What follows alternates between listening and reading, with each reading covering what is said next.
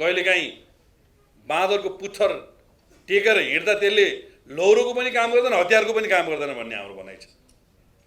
Prachanda comrade र Madhav Nepal comrade दुईटा पुच्छर यस्ता उहाँले बोकेर हिँडिरहनु भएको छ, न त्यो लौरोको काम गर्छ न त्यसले हतियारको काम गर्छ।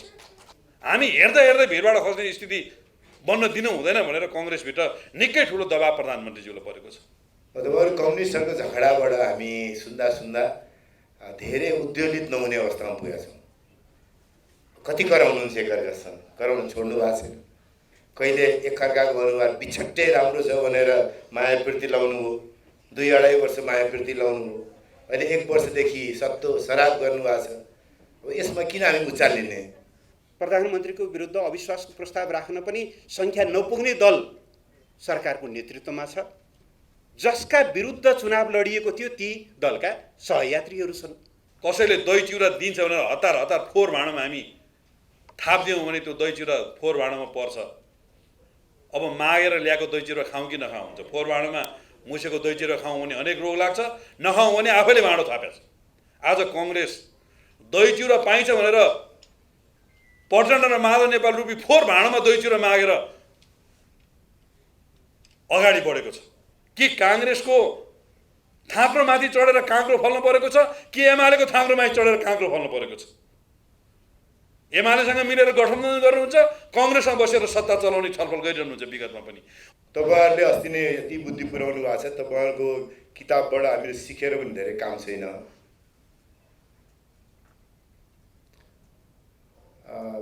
कति 100 सिटमा पनि चुनाव लड्नु भएन क्या अरे? 100 भन्दा 1-2 सिट कममा लड्नु हो क्या हो?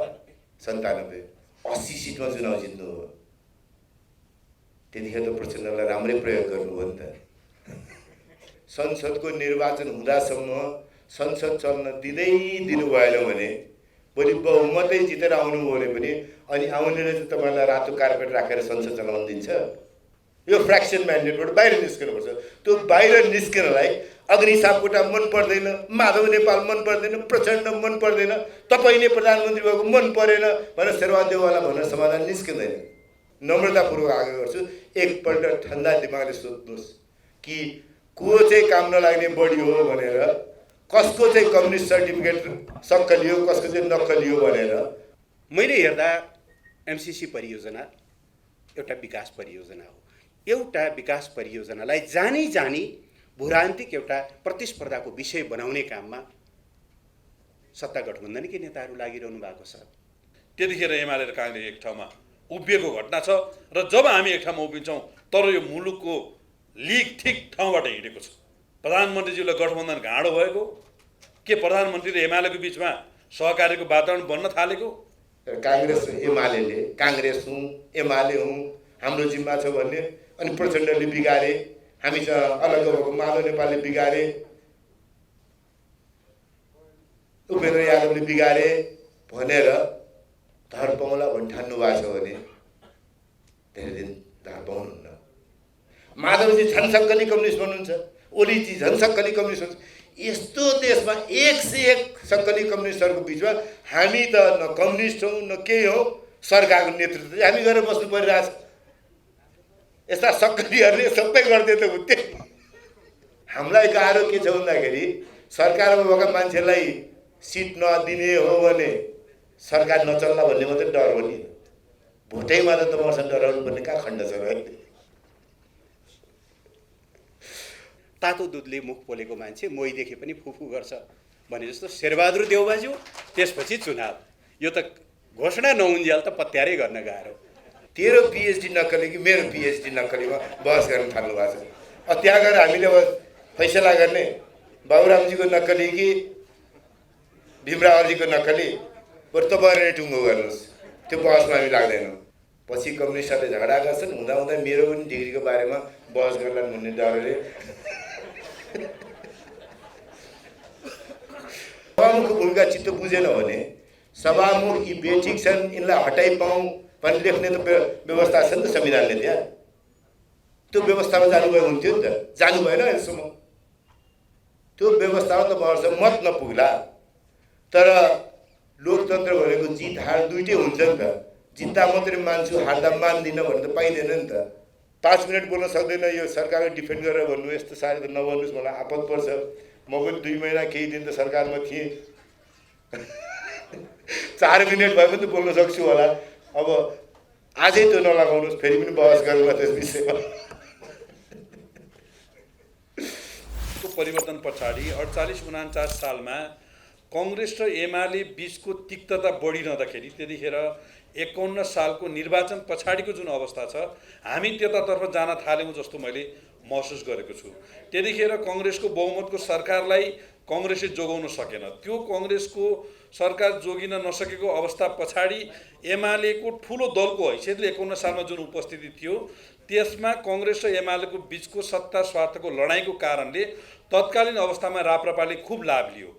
कहिले सूर्यबहादुर थापालाई प्रधानमन्त्री बनाउन हामी लाग्यौँ, कहिले लोकेन्द्रबहादुर चन्दलाई बनाउन लाग्यौँ।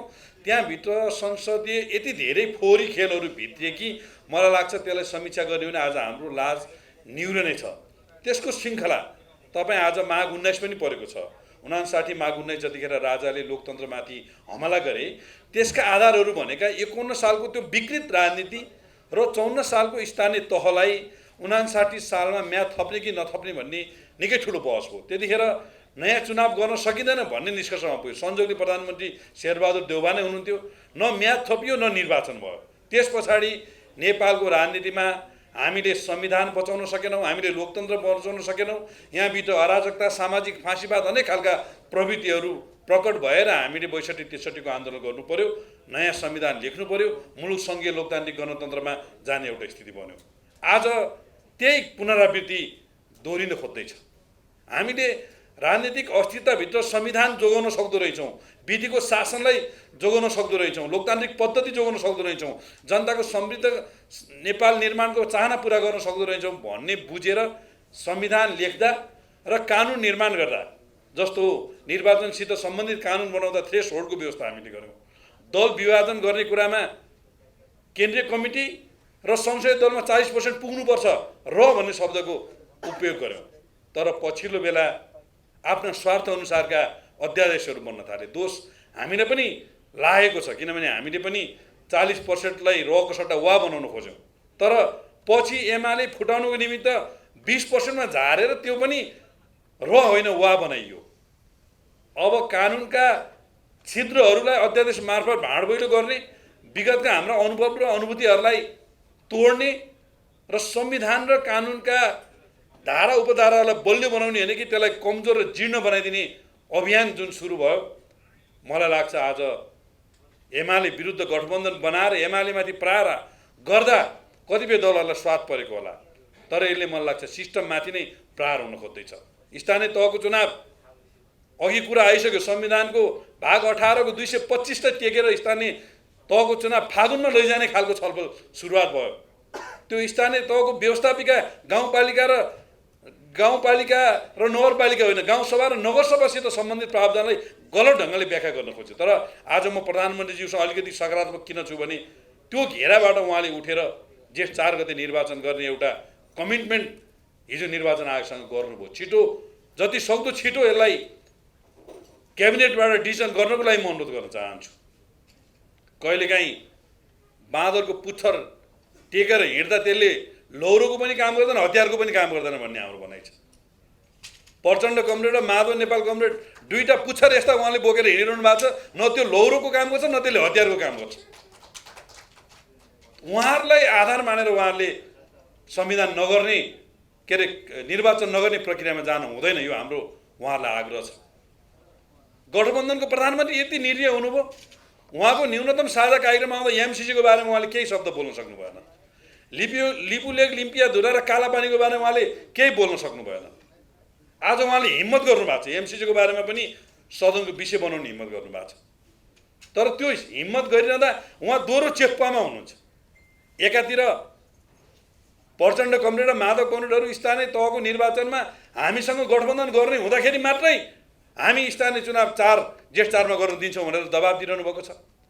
अर्कोतिर कङ्ग्रेस लोकतन्त्रको एउटा पर्यायवाची पार्टी भएको हुनाले स्थानीय तहको चुनाव कुनै हालतमा सार्न हुँदैन। संविधान मासिने कुरा र लोकतन्त्र मासिने कुराको अब्जस हाम्रो भागमा लिनु हुँदैन। हामी हेर्दा हेर्दै भिडबाट खस्ने स्थिति बन्न दिनु हुँदैन भनेर कङ्ग्रेसभित्र निकै ठुलो दबाब प्रधानमन्त्रीज्यूलाई परेको छ। यो दुईटा दबाबको बिचमा उहाँले जेठ 4 गते निर्वाचन गर्ने र एमसिसीको बारेमा सदनमा बहस गर्ने एउटा हिम्मत गर्नुभएको छ। म उहाँलाई धन्यवाद दिन चाहन्छु। स्वाभाविक ढङ्गले एमाले र कङ्ग्रेसको सम्बन्ध भनेको एकता र सङ्घर्षको सम्बन्ध छ। राजनीतिक रूपमा हामी प्रतिस्पर्धी दल भएको हुनाले मूलभूत रूपमा हाम्रो सङ्घर्षकै सम्बन्ध छ। तर जब संविधानमाथि हमला हुन्छ, जब लोकतन्त्रमाथि हमला हुन्छ, जब व्यवस्थामाथि प्रश्न उठ्ने गरेर गतिविधि हुन थाल्छ, त्यतिखेर एमाले र काङ्ग्रेस एक ठाउँमा उभिएको घटना छ। र जब हामी एक ठाउँमा उभिन्छौँ तर यो मुलुकको लिग ठिक ठाउँबाट हिँडेको छ। आज विभिन्न मिडियाका साथीहरू, पत्रकार साथीहरूले प्रश्न गर्नुहुन्छ के अब प्रधानमन्त्रीज्यूलाई गठबन्धन गाँडो भएको, के प्रधानमन्त्री र एमालेको बिचमा सहकार्यको वातावरण बन्न थालेको? हामीले पाएकोसम्म त्यस्तो कुनै फर्मल प्रोसेस अगाडि बढेको छैन। प्रधानमन्त्रीज्यूले प्रस्तावहरू अगाडि बढाउँदै जाने अनि एमाले आफूमाथि लागेको घाउ, चोट र पीडाहरू अनि आफूमाथि गरेका आक्रमणहरूलाई सधैँ प्रधानमन्त्रीको पछि लाग्ने भन्ने कुरा म त्यो सम्भावना देख्दिनँ। यद्यपि यो विषयमा मभन्दा आधिकारिक ढङ्गले अहिले प्रदीप कमरेडले भन्नुहुनेछ। र गठबन्धनको बिचमा गठबन्धन गरेर पार लाग्दैन भन्ने कुराको महसुस भइरहँदाखेरि पनि यो कहिलेकाहीँ के भनाइ हुन्छ भने कसैले दही चिउरा दिन्छ भनेर हतार हतार फोहोर भाँडामा हामी थापिदियौँ भने त्यो दही चिउरा फोहोर भाँडामा पर्छ। अब मागेर ल्याएको दही चिउरा खाउँ कि नखाउँ हुन्छ। फोहोर भाँडामा मुसेको दही चिउरा खाउँ भने अनेक रोग लाग्छ, नखाउँ भने आफैले भाँडो थापेछ। आज कङ्ग्रेस दही चिउरा पाइन्छ भनेर प्रचण्ड र माधव नेपाल रूपी फोहोर भाँडामा दही चिउरा मागेर अगाडि बढेको छ। खाउँ भने त्यसले आफूलाई पखाला लाग्ने, डायरिया हुने र स्वस्थ नै शरीर नै खतम हुने स्थिति छ। नखाउँ भने छोड्न पनि सकेको छैन। यो अवस्थामा आज मलाई लाग्छ प्रधानमन्त्रीको हालत छ। र म यहाँ डाक्टर मिनेन्द्र रिजाल हुनुहुन्छ, प्रदीप ग्यावाली हुनुहुन्छ, म उहाँहरूलाई के अनुरोध गर्न चाहन्छु भने, म यो मझौला वक्ता भएको हुनाले मैले उहाँलाई के अनुरोध गर्न चाहन्छु भने, यो मुलुकको लोकतन्त्र बचाउनको निमित्त, संविधान बचाउनको निमित्त, आवधिक निर्वाचनलाई सही दिशामा लैजानुको निमित्त अर्ली इलेक्सनको माध्यमबाट प्रतिनिधि सभाको निर्वाचन गर्ने र जेठ 4 गतेभित्र निर्वाचन गराउने कुरामा तपाईँहरू लाग्नुपर्नेछ। फेरि मैले बिहान एकजना माओवादी नेताको भाषण सुने।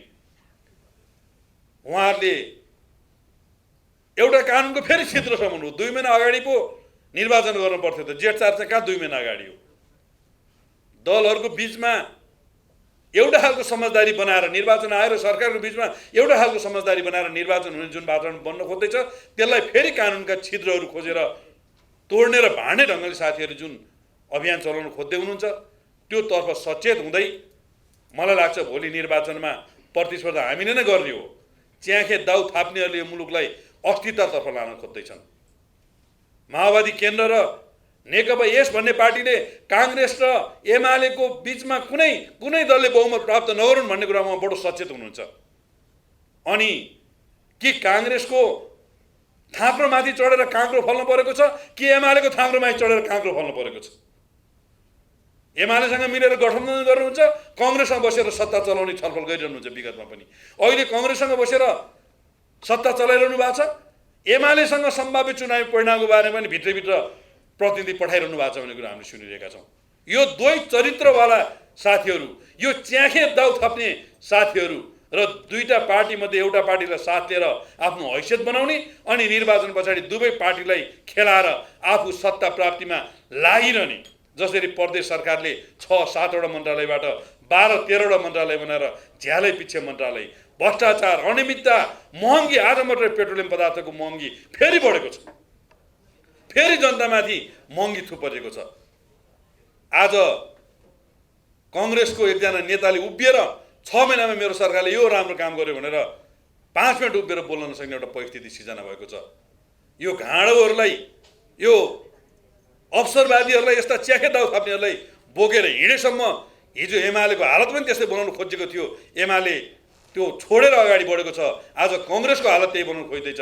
त्यसो भएको हुनाले मेरो दुईटा मुलुकको परिवर्तनको निमित्त महत्त्वपूर्ण योगदान गरेका नेताहरू आग्रह के छ भने, तपाईँहरूको पहलमा संविधान बचाउन, लोकतन्त्र बचाउन, मुलुकलाई समृद्धिको दिशामा लैजान, जनताको नयाँ म्यान्डेट अनुसार निर्वाचनको प्रक्रिया अगाडि बढाउनको निमित्त तपाईँहरूको तर्फबाट पहल कदमी होस्।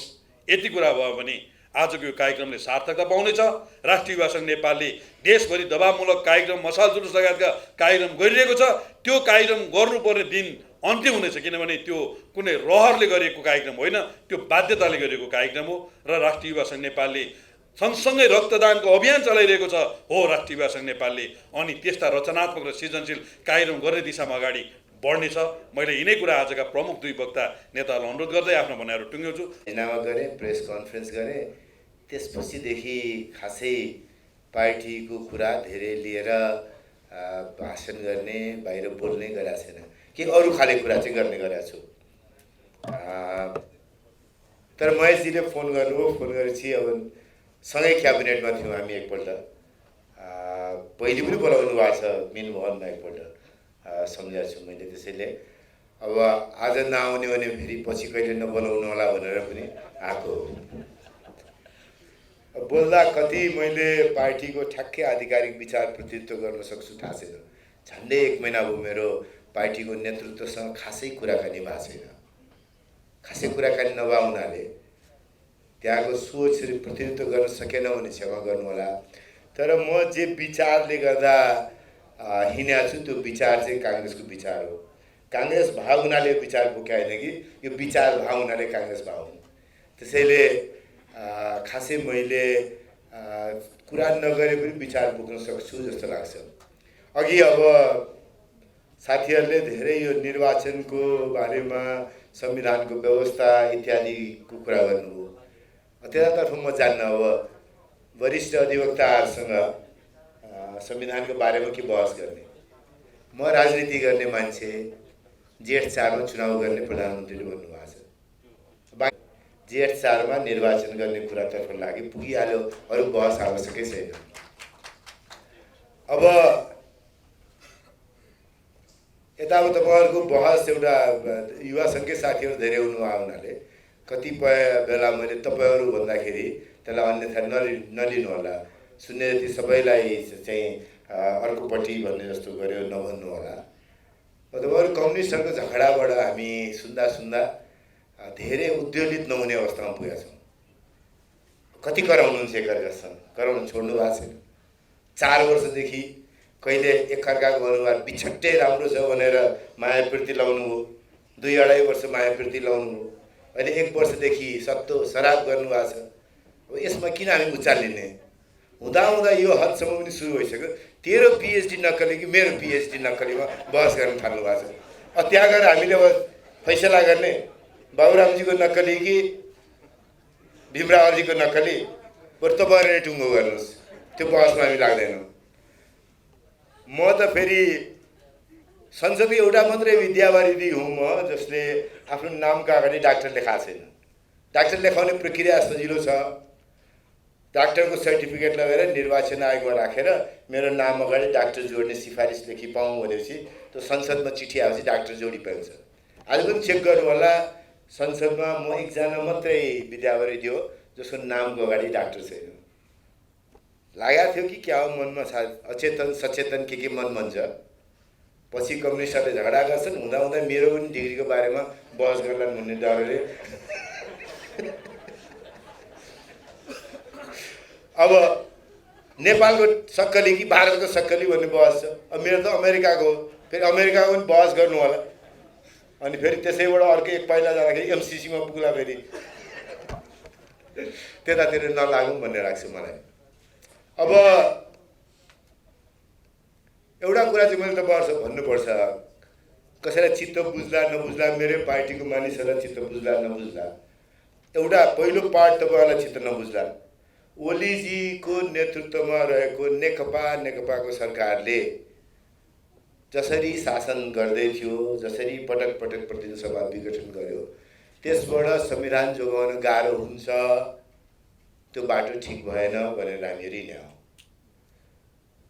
अब त्यो भन्दा त तपाईँलाई चित्त नबुझ्ला। तर हामी चाहिँ अहिले सँगै बसेका साथीहरूलाई केमा चित्त नबुझ्ला भने हामीहरूले त्यतिखेर कागजपत्र गरेका छैनौँ। अब बाँकी जीवनभर तपाईँहरूसँग सँगै मिलेर चुनाव लड्छौँ, कहीँ पनि भनेका छैनौँ। हामीले संविधान ट्र्याकभन्दा बाहिरको संविधानलाई ट्र्याकमा लिएर आउने, त्यसका लागि सँगै बस्ने भने हो। आज पनि हामी उहाँसँग बस्ने त्यसैमा हो। त्योभन्दा बियोन्ड कसैले भन्ला यो चुनाव पनि हामी गठबन्धनमा लड्छौँ, ऊ चुनाव पनि गठबन्धनमा लड्छौँ, आजसम्म त्यो गरेको छैन,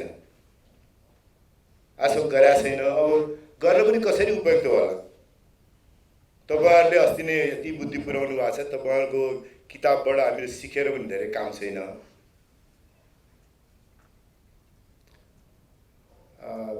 कति 100 सिटमा पनि चुनाव लड्नु भएन क्या अरे, 100भन्दा 1-2 सिट कममा लड्नु हो क्या हो, 97 80 सिटमा चुनाव जित्नु हो। त्यतिखेर त प्रचण्डलाई राम्रै प्रयोग गर्नु हो नि त। त्यो चाहिँ कहीँ न कहीँ राख्दै नराखिकन अनि प्रचण्डजी सबै हाम्रै जिम्मा लगाउने, आफ्नो भागको त जिम्मा लिनुहोस् कि त्यसमा चाहिँ काट्नुहोस्। प्रचण्डको आएको भोट पनि छ नि त, 80 जना मध्ये कतिजना हटाउनुहुन्छ? 41 त हटाउनु परेन, आफ्नै पार्टीको समानुपातिक मत होइन भने कहीँ न कहीँ हामीले सुरु गरेर राजनीति हिँड्दै जाँदा कहाँसम्म पुग्यो भन्ने त सोच्नु पर्ला नि त। अब अहिले बिर्सिन थालेपछि कस्तो गाह्रो हुन्छ भने माघ 19 भन्नुभयो, माघ 19 त्योभन्दा अगाडि स्थानीय तहको म्याद नथप्या के इत्यादि भन्ने कुरा गर्नु हो। माघ 19 मैले सम्झिँदा त तपाईहरु राज्य दुईटै पार्टी सरकारमा थियो नि त। शेरबहादेव प्रधानमन्त्री हुनुहुन्थ्यो, कामरेड भरत मोहन अधिकारी उप प्रधानमन्त्री हुनुहुन्थ्यो। त्यसैले माघ 19 सम्झिँदाखेरि पनि कांग्रेस एमाले सँगै बसेर सरकार चलाएर त्यो पनि फेर्न नसकेर ज्ञानेन्द्रले ल्याए बेला सम्झेको हो। मैले खाली सम्झाउन मात्रै खोजा। माघ 19 असोज 18 सबै बिर्सिँदा जोडिँदा कता के हलमल पर्ला भनेर त्यसरी चाहिँ नगरौँ भन्न खोजा हो। मैले तपाईहरुलाई एउटा कुरा चाहिँ अनुरोध पक्का गर्छु के अब मैले हाम्रो पार्टीको निर्णय भएको छ, म त केन्द्र सदस्य पनि होइन। फेरि कांग्रेसमा त मलाई भन्ने सजिलो छ, मान्छे चुनाव हारे कि त्यसलाई वरिष्ठ भनिहाल्ने। सिनियर नेता कांग्रेस भन्नु हो मलाई, अनि मलाई ठ्याक्कै याद भयो अस्ति चुनाव हारेको छु नि त्यसैले सिनियर भन्नु हो, अरू केही भन्नु मिलेन। हारेपछि सिनियर भन्नुपर्छ हाम्रोमा छ, तपाईँहरूलाई पनि बानी लागेको छ। तपाईँले पनि पछि भन्न थाल्नु भएको थियो, अहिले चाहिँ गाली गर्नुहुन्छ उहाँलाई। शीघ्र चाहिँ फेरि यो चाहिँ हामी यसको लागि चाहिँ क्रिएटिभिटी आफै क्लेम पनि गर्दैनौँ। सुरु गरेर राप्रपाले हो, लोकेन्द्र बहादुर चन्दजीलाई नेता भन्न थालेर, अनि हामी सिक्दै गयौँ। तर यतातर्फ अब तपाईँहरू अलिकति रमाइलो तरिकाले रमाइलो खाले कुरा बढी गरे कि भनेर लाग्यो होला। मैले के मात्रै भने हो भने संविधान जोखिममा छ भनेर भन्नुभयो। अनि संविधान जोखिममा छ भने तपाईहरुले अहिलेदेखि आउने संसदको निर्वाचन हुँदासम्म संसद चल्न दिनु भएन भने भोलि बहुमतै जितेर आउनु भने पनि अनि आउनेले चाहिँ तपाईलाई रातो कार्पेट राखेर संसद चलाउन दिन्छ? मैले नम्रता साथ अनुरोध गर्दछु, तपाईहरुले संसद बन्द गरेर संविधानलाई ताकत दिइरहनु भएको छैन। तपाईलाई सभामुखको भूमिका चित्त बुझेन भने सभामुख यी बेठिक छन् यिनलाई हटाइपाउँ भन्ने लेख्ने त व्यवस्था छ नि त संविधानले। त्यहाँ त्यो व्यवस्थामा जानुभयो हुन्थ्यो नि त, जानु भएन यसम्म। त्यो व्यवस्थामा तपाईहरुसँग मत नपुग्ला। तर लोकतन्त्र भनेको जित हार दुईटै हुन्छ नि त। जित्दा मात्रै मान्छु, हार्दा मान्दिनँ भन्ने त पाइँदैन नि त। मेरो विचार आजको दिनमा बहुमत यसले जम्मा गर्न सकेन। विचार ठिक हो, यो विचारका लागि म लड्छु, तर मेरो विचारमा बहुमत भएन भन्ने स्वीकार गर्नुपर्छ नि त। आज तपाईको विचारमा बहुमत भएन। आज तपाईको विचारमा भने जस्तै आज तपाईले भने जस्तो विचारमा सभामुखलाई निकाल्ने बाटो निस्केन भने तपाईले आफ्नो केस रेजिस्टर गर्नुस्। तर एउटा कुरा पक्का के होला कि पार्लियामेन्ट नचलेर अन्तिम दिनसम्म चुनाव हुने दिनसम्म नचलेको पार्लियामेन्टले यो संविधानलाई बलियो बनाउँदैन। जुनसुकै खालको तर्क गर्नुस्, होइन भने निकास त यहाँ पनि खोज्नु पर्ला नि त। संसद त यो चल्नु पर्ला नि त। संसद आफैमा विचार राखौँला, मत हालौँला, जसले जित्ला नजित्ला, अनि त्यस पछाडि टुङ्गो गरौँला नि त। एउटा कुरा विधानै मिच्ने कुरा गर्नुहुन्छ भने अब पुरानो कुरा धेरै सम्झेर पनि काम छैन। जानु छ अगाडि पछाडिको कति सम्झिने। तपाईले यस्तो मजाले 2/3 झन्डै भएको बेला गर्नुभयो। सभामुख उपसभामुख पनि अलि दिनपछि हामी पार्टी मिल्छौँ, अहिले बनाइहाल्छु फरक पार्टीको छ भनेर। त्यो निमेषभरको मात्रै काम हो जस्तो गरेर गर्नु हो। मैले भने what goes around comes around, मैले गरे पनि त्यही हुन्छ, तपाईँले गरे पनि त्यही हुन्छ। त्यसैले काहीँ न काहीँ गम्भीरतापूर्वक नेकपा एमाले र काङ्ग्रेसले सोच्ने भन्ने नै कुरा गर्न खोज्नुभयो भने महेशजीले त्यही अर्थमा भन्नुभएको छ, अरू साथीहरूले त्यही अर्थमा भन्नुभयो कि काङ्ग्रेस र एमालेको जिम्मेवारी छ यो संविधानका बारेमा। काङ्ग्रेस र एमाले गएको लामो समयदेखि कमसेकम 46 साल पछाडि आज 32 वर्षभन्दा बढी समय भयो अहिलेको राजनीतिक लडाइँ मारामारीबाट सिकेर देशका लागि केही गर्नुपर्ने छ भन्ने हामीलाई लाग्यो भने काङ्ग्रेस र एमाले अर्काको हातमाथि पर्यो कि मेरो हातमाथि पर्यो त्यति भरमा बाँकी सबै गर्न मिल्छ त भन्नु भएन नि त। संसदको चुनाव कसरी गर्ने, प्रदेशहरूको निर्वाचन कसरी गर्ने, स्थानीय तहको निर्वाचन कसरी गर्ने, यी विषयमा कुरा गर्न त मिल्छ नि त।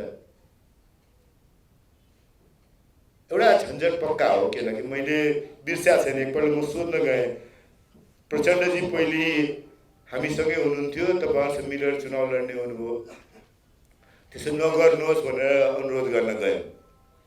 अनुरोध गर्न जाँदाखेरि उहाँले भनेको कुरा अहिले पनि मैले सम्झिरहेको छु, तपाईँहरूलाई सम्झाइदिनलाई त भने होइन, तर पनि किन तपाईँ यसरी गर्नुभयो, तपाईँसँग साह्रै सहज रूपमा त एमालेको सम्बन्ध त नहोला भनेर भन्दै गएपछि कुराहरू उहाँले होइन शेरबहादुरजीले त मद्दत गर्नै खोज्नुभयो हाम्रो मेरो छोरीलाई चुनाव जिताउनलाई, त्यत्रो आफ्नो पार्टीभित्र पनि यति ठुलो भएको आलोचना भयो, अरू बाहिर पनि आलोचना हो, त सबै सहेर पनि मद्दत गर्नुभयो, तर काङ्ग्रेसले सजिलै माओवादीलाई भोट हाल्दो रहेछ भन्नुभयो। अहिले पनि त धेरै फेरिया छ जस्तो मलाई लाग्दैन।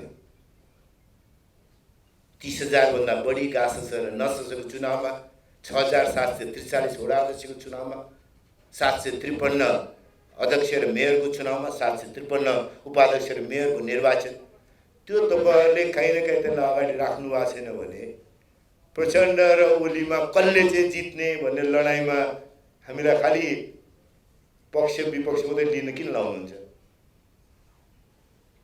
त्यहाँबाट चाहिँ जोगिने हो त। ल प्रचण्ड जित्नु हो कि ओली जित्नु हो टुङ्गो लाग्यो भने एकछिन हामी चुपै लाएर बसौँ न, अनि नेपालको संविधान जोगिने हो भने त्यही बाटो बताइदिनुहोस्। त्यो बाटो त होइन होला नि। होइन भने काङ्ग्रेससँग तपाईँहरूको अपेक्षा छ भने यी सबै झन्झटका मुद्दा काहीँ न काहीँ छोडेर अगाडि त बढ्नु पर्ला नि त। फेरि चुनाव गर्नु पर्ला, फेरि नयाँ म्यान्डेट चाहिएला। एउटा कुरा त पक्का हो नि, म्यान्डेट त फ्र्याक्चर छ नि। मलाई भन्नुहुन्छ भने मैले चाहन्थेँ कि अहिले वैशाख आउनुभन्दा अगाडि अस्ति मङ्सिरमै सङ्घीय संसदको चुनाव हुने परिस्थिति निर्माण होस् भन्ने मेरो व्यक्तिगत चाहना थियो। त्यो परिस्थिति निर्माण हुन सकेन, यसकारण कि सङ्घीय संसदको निर्वाचन भएको दिनमा तपाईँहरू वाम गठबन्धन बनाउँछु भन्नुभयो, त्यस पछाडि स्थिर सरकार दिन्छौँ हामीले भन्नुभयो। हामीले सरकार बनाउन सक्छौँ भनेर दावा पनि गर्न सकेनौँ। स्थिर सरकारको त कुरै छोडिदिनुहोस्, हामीलाई भोट दिनुहोस् बहुमत बनाउँछौँ भनेर पनि जान सकेनौँ हामी। तर तपाईँहरूले समृद्ध नेपाल सुखी नेपाली बनाउँछु भन्नुभयो, आएपछि एउटै पार्टी बनाउनु भयो, नेकपा बनाउनु भयो, अनि त्यस पछाडि तपाईँहरूले जहाँ लिएर जान्छु भन्नुभएको थियो।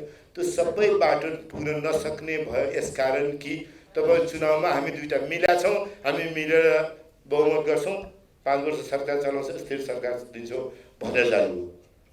तपाईँहरू फुटेपछि न आज एमाले सक्लो छ, न एमाले सक्लो छ, न माओवादी सक्लो छ। नेकपा दुईतिर, नेकपा एकातिर अर्कोतिर अर्को नेकपा भए पनि होइन, त्योभन्दा अगाडिका एमाले र माओवादी केन्द्र पनि सक्लो छैनन् भने त्यो म्यान्डेट फ्र्याक्चर हो। हामी कहाँ थियौँ भन्दा हामी प्रधानमन्त्रीलाई अविश्वासको प्रस्ताव पनि राख्न नसक्ने प्रतिपक्ष थियौँ। 22%, अविश्वासको प्रस्ताव राख्न 25% चाहिन्छ। तर खालि एउटा कुरा के कि प्रमुख प्रतिपक्ष भनेको झन्झट भयो, केही हो, कसो हो, भएको सरकारले चलाउन सकेन भने विकल्पको सरकार हो भन्ने, त्यही विकल्प सरकारका रूपमा आज तपाईँहरूलाई मन परेका सबै मान्छे जम्मा गरेर हामी सरकार बनाइरहेको छौँ। हामीले पनि यो कति दिन थेक्ने, हामीले पनि धेरै दिन थेक्न सक्ने चिज होइन। त्यसैले फ्र्याक्चर म्यान्डेट हामी सरकार अब सरकारलाई त गाली गर्नुभएको छ, मैले अब 5 मिनट बोल्न सक्दैन, यो सरकारको डिफेन्ड गरेर भन्नु, यस्तो साह्रै त नभन्नुहोस्, मलाई आपत पर्छ। म पनि 2 महिना केही दिन त सरकारमा थिएँ। 4 मिनट भए पनि त बोल्न सक्छु होला। अब आजै त्यो नलगाउनुहोस्, फेरि पनि बहस गरौँला त्यस विषयमा। तर यो फ्र्याक्चर म्यान्डेटबाट मुक्त नभइकन संविधान जोगिँदैन। यो फ्र्याक्सन म्यान्डेटबाट बाहिर निस्कनुपर्छ। त्यो बाहिर निस्किनलाई अग्नि सापकोटा मन पर्दैन, माधव नेपाल मन पर्दैन, प्रचण्ड मन पर्दैन, तपाईँ नै प्रधानमन्त्री भएको मन परेन भनेर शेरबहादुर देउवालाई भनेर समाधान निस्किँदैन। त्यो श्लाघा हो। श्लाघाको बाटोबाट कहीँ पनि पुग्दैन। मैले भने शैली तपाईँलाई चित्त नबुझ्ला, तर एउटा कुरा पक्का हो, म तपाईँहरू सबैलाई नम्रतापूर्वक आग्रह गर्छु, एकपल्ट ठन्डा दिमागले सोध्नुहोस् कि को चाहिँ काम नलाग्ने बढी हो भनेर, कसको चाहिँ कम्युनिस्ट सर्टिफिकेट सक्कलियो, कसको चाहिँ नक्कलियो भनेर बहस गरेर पिएचडी सर्टिफिकेट हालिदिनुपछि त्यही आउला कसको चाहिँ कम्युनिस्ट सर्टिफिकेट सक्कलियो भनेर।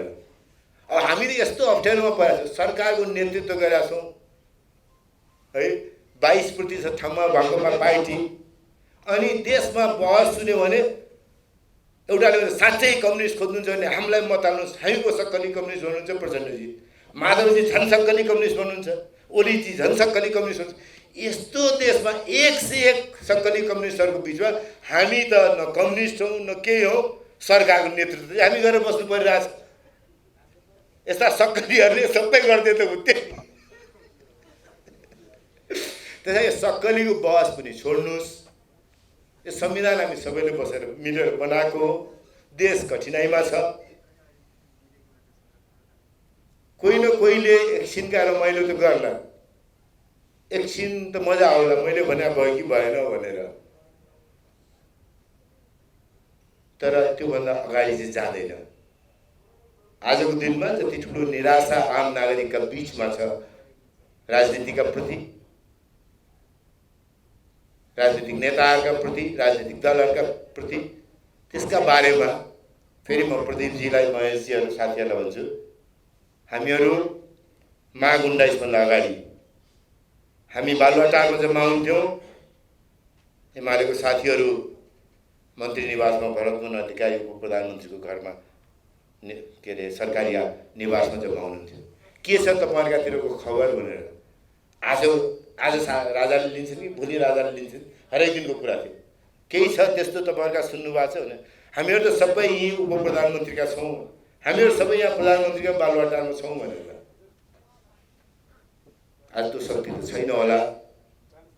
काङ्ग्रेस एमाले, काङ्ग्रेस हुँ एमाले हुँ हाम्रो जिम्मा छ भन्ने, अनि प्रचण्डले बिगारे, हामी अलग भएको माधव नेपालले बिगारे,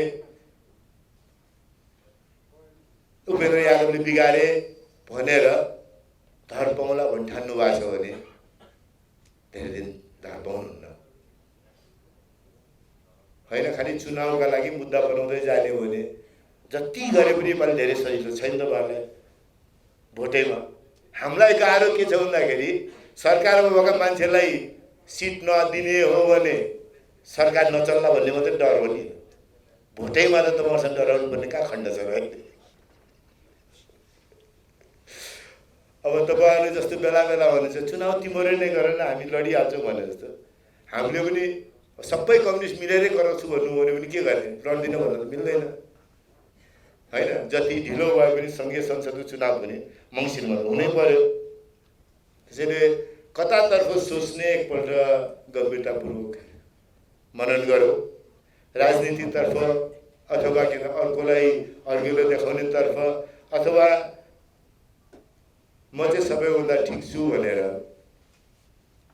झन्झट त यसकारण पनि छ कि तपाईँहरू कम्युनिस्टहरू यति धेरै पूर्व प्रधानमन्त्रीहरू पनि थुप्रो हुनुहुन्छ। अब हामी कहाँ त प्रधानमन्त्री भए मान्छे पनि एकजना मात्रै हुनुहुन्छ, पार्टी सभापति भए मान्छे पनि एकजना मात्रै हुनुहुन्छ। अब हाम्रो त्यो बापतमा झगडा फसाद पनि छैन। तपाईँहरूको त अब खेरि सबै पूर्व प्रधानमन्त्री अलग अलग पार्टी बनाउनु पर्ने, अनि महासचिव अध्यक्ष भए सबैले अलग अलग बनाउनु पर्ने खण्ड पर्न थाल्यो कि हो भन्ने लाग्छ मलाई। होइन भने तपाईँले गम्भीरतापूर्वक सोच्नु पर्ने, किन तपाईँको पार्टी अलग भयो, किन एक ठाउँमा बस्न सकेन? त जानेले मात्रै बिगार गरेर हुन् त। धेरै मैले अब पण्डित नगरौँ यहाँ बसेर फेरि उहाँहरू उठेर जाने बित्तिकै तपाईँहरू सिधै अगाडि बढ्नुहुन्छ। मौका दिनुभयो महेशजी, मौका दिनुभयो के भन्दाखेरि राष्ट्रिय युवा सङ्घको साथीहरू, तपाईँहरूको बिचमा पनि अलिअलि आफ्ना कुरा भन्न पाएँ। अलिअलि रिसाउनु भएको छ, धेरै नरिसाउनुहोस्, राम्रो काम गरौँ भन्ने अर्थमा मात्रै भने हौँ। धन्यवाद। जय नेपाल। सङ्कटहरू उत्पन्न हुन्छन्, उसले एउटा सशक्त हस्तक्षेप गर्ने एउटा गौरवशाली परम्परा यसले बोक्दै आएको छ। मलाई 2047 सालको असोजतिरको एउटा सन्दर्भ याद आउँछ। हाम्रो पार्टीका अध्यक्ष पूर्व प्रधानमन्त्री केपी शर्मा ओलीले नेतृत्व गर्नुहुन्थ्यो प्रजातान्त्रिक राष्ट्रिय युवा सङ्घ नेपालको। त्यति बेला 46 सालको आन्दोलनपछि नेपाली काङ्ग्रेस, संयुक्त वाम मोर्चा र राजाका प्रतिनिधिहरू समेत मिलेर संविधानको एउटा मस्यौदा तयार भयो। तर त्यो मस्यौदालाई जारी गर्ने मामलामा दरबारले अनिच्छा प्रकट गर्यो, आलेटाले गर्यो। त्यति बेला युवा सङ्घले राष्ट्रव्यापी रूपमा एउटा दबाव अभियान सञ्चालन गरेको थियो, जुन दबावको बलमा त्यो संविधान जारी भयो। त्यति बेलाको सन्दर्भमा एउटा महत्त्वपूर्ण उपलब्धि थियो त्यो संविधान। यद्यपि त्यो बचेन, शक्ति सन्तुलन, अरू विभिन्न खालका षड्यन्त्रहरू, धेरै खालका कुराहरू भए, म त्यता जान चाहन्न। आज त्यस्तै एउटा अप्ठ्यारो अवस्थामा यहाँहरूले देशव्यापी रूपमा दबाव अभियान सञ्चालन गरिरहनु भएको छ। समयमा स्थानीय तहको निर्वाचनको सन्दर्भमा म यहाँहरूलाई धन्यवाद पनि भन्न चाहन्छु। निर्वाचनका सन्दर्भमा, यसका स्थानीय तह निर्वाचनका सन्दर्भमा यसका संवैधानिक कानुनी व्यवस्थाको बारेमा पूर्ववक्ता साथीहरूले धेरै कुराहरू राखिसक्नु भएको हुनाले म त्यसमा धेरै चर्चा गर्न चाहन्न। खालि 3-4 कुरा मात्रै के सन्दर्भमा उल्लेख गर्न चाहँला भनेदेखि, निर्वाचन सरकारको च्वाइसको विषय हुन सक्दैन, होइन, उसको संवैधानिक दायित्व हो। संविधानमा एउटा भाषा प्रयुक्त छ। निर्वाचन आयोगको सिफारिसमा सरकारले निर्वाचनको मिति तोक्नेछ। त्यो सिफारिसमा तोक्नेछ भन्ने कुरा उसले मनलाए तोक्ने, मनलाए नतोक्ने, त्यो तजबिजी अधिकारको कुरा होइन। यो कुरालाई हामीले गम्भीरतापूर्वक हेक्का राख्नुपर्छ, उसको संवैधानिक दायित्वको विषय हो भन्ने कुरालाई म यहाँनिर उल्लेख गर्न चाहन्छु। स्थानीय तह सम्बन्धमा हाम्रा कानुनी प्रबन्धहरू, संवैधानिक प्रबन्धहरूको बारेमा साथीहरूले पर्याप्त राख्नुभएको छ। म खालि 2टा सन्दर्भ यहाँनिर उल्लेख गर्न चाहन्छु। स्थानीय नयाँ संविधान बनाइरहँदाखेरि स्थानीय तहको बारेमा 2टा स्कुल अफ थट त्यति बेला थिए। मधेस केन्द्रित दलहरू र माओवादीभित्रका कतिपय साथीहरू स्थानीय तहलाई प्रदेश तहको अधीनस्थ राख्ने, उनीहरूलाई कति अधिकार दिने, कति अधिकार नदिने, कहिले चुनाव गर्ने, कहिले चुनाव नगर्ने, त्यो कुरा प्रदेशको मातहत हुनु जरुरी छ। संहिता भनेको मूलतः केन्द्र र प्रदेशको अन्तर सम्बन्धको विषय हो। यो ढङ्गको मान्यताको पक्षमा हुनुहुन्थ्यो। नेकपा एमाले फ्रन्ट लाइनमा थियो, नेपाली काङ्ग्रेसका साथीहरूको पनि यसमा प्रश्न नै मान्यता थियो, होइन। हामीले निर्माण गर्न खोजेको संहिताको मुख्य उद्देश्य ग्रासरुटसम्म लोकतन्त्र पुर्याउनु हो। त्यस कारणले स्थानीय तह अधिकार सम्पन्न र बलियो बनाउनुपर्छ भन्ने मान्यतामा हामीले लगातार बहस गऱ्यौँ र आजको हाम्रो संविधानले 3 तहको ढाँचा सहितको र स्थानीय तह एकदमै अधिकार सम्पन्न बलियो स्वरूपको त्यो निर्माण गरेको छ। आज स्थानीय तहको चुनाव समयमा नगर्न, यसलाई चुनाव नगर्नका निम्ति संविधानभित्रका छिद्रहरू पहिल्याउँदै गरेको बेला यसको पछाडिको दर्शनलाई हामीले बुझेनौँ भने, यसका पछाडि स्थानीय तहलाई कमजोर पार्नका निम्ति हिजैदेखि भइरहेका प्रयत्नहरूलाई बुझेनौँ भने सम्भवतः हामी निष्कर्षमा पुग्न सक्दैनौँ। स्थानीय तहलाई यो लेभलमा ल्याउनको निम्ति हिजो संविधानदेखि नै बहस चल्दै आएको छ र अहिले पनि केही शक्तिहरू स्थानीय तहलाई बोझा जस्तो ठान्छन्। संहिता भनेको केन्द्रको अधिकार प्रदेशमा प्रत्यायोजन गर्नु मात्रै हो अथवा त्यहाँ विन्यास गर्नु मात्रै हो भन्ने संहिता सम्बन्धी यो खण्डित दृष्टिकोण पनि छ। यसलाई पनि यहाँनिर हेक्का राखौँ। दोस्रो, स्थानीय तहमाथि किन प्रहार हो? अघि 2059 सालको एउटा सन्दर्भ यहाँ उल्लेख भयो। 2059 साल असारमा, त्यति 2054 सालमा निर्वाचित भएका स्थानीय निकायहरूको म्याद सकिँदै थियो। शेरबहादुर देउवा प्रधानमन्त्री हुनुहुन्थ्यो, हामी प्रमुख प्रतिपक्ष थियौँ र द्वन्द्व उत्कर्षमा जाँदै थियो। गाउँ गाउँमा माओवादी हिंसाको विस्तार र त्यसको काउन्टरका निम्ति राज्यले सञ्चालन गरेका शान्ति सुरक्षाका गतिविधिहरूको कारणले मर्ने मार्ने क्रम तीव्र भइरहेको थियो। हामीले निकै जोडबल गऱ्यौँ त्यति बेला, स्थानीय तहलाई रिक्त नराखौँ। स्थानीय तह रिक्त राख्नु भनेको विद्रोहीहरूका लागि मैदान खाली गरिदिने जस्तो कुरा हो। सकिन्छ चुनाव गरौँ, नभए 1 वर्ष भए पनि म्याद थप गरौँ। अब संयोग त्यति बेला अहिलेभन्दा नेकपा एमाले बेटर पोजिसनमा थियो। स्थानीय तहमा हामी झन्डै 57% सिट हामीले हासिल गरेका थियौँ। म्याद थप्नु भनेको एमालेलाई बलियो बनाउनु हो भन्ने उहाँहरूले त्यति बेला ठान्नुभयो।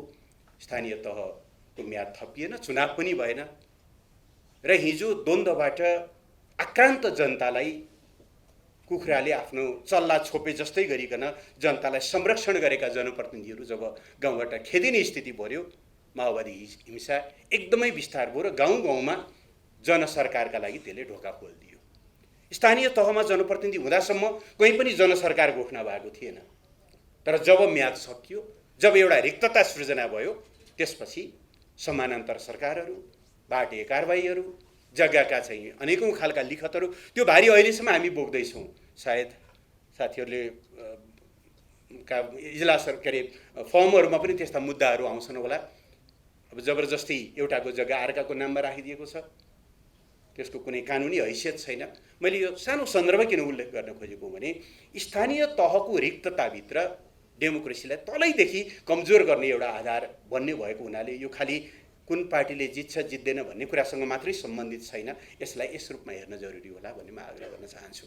अहिले अगाडि सारिएका तर्कहरू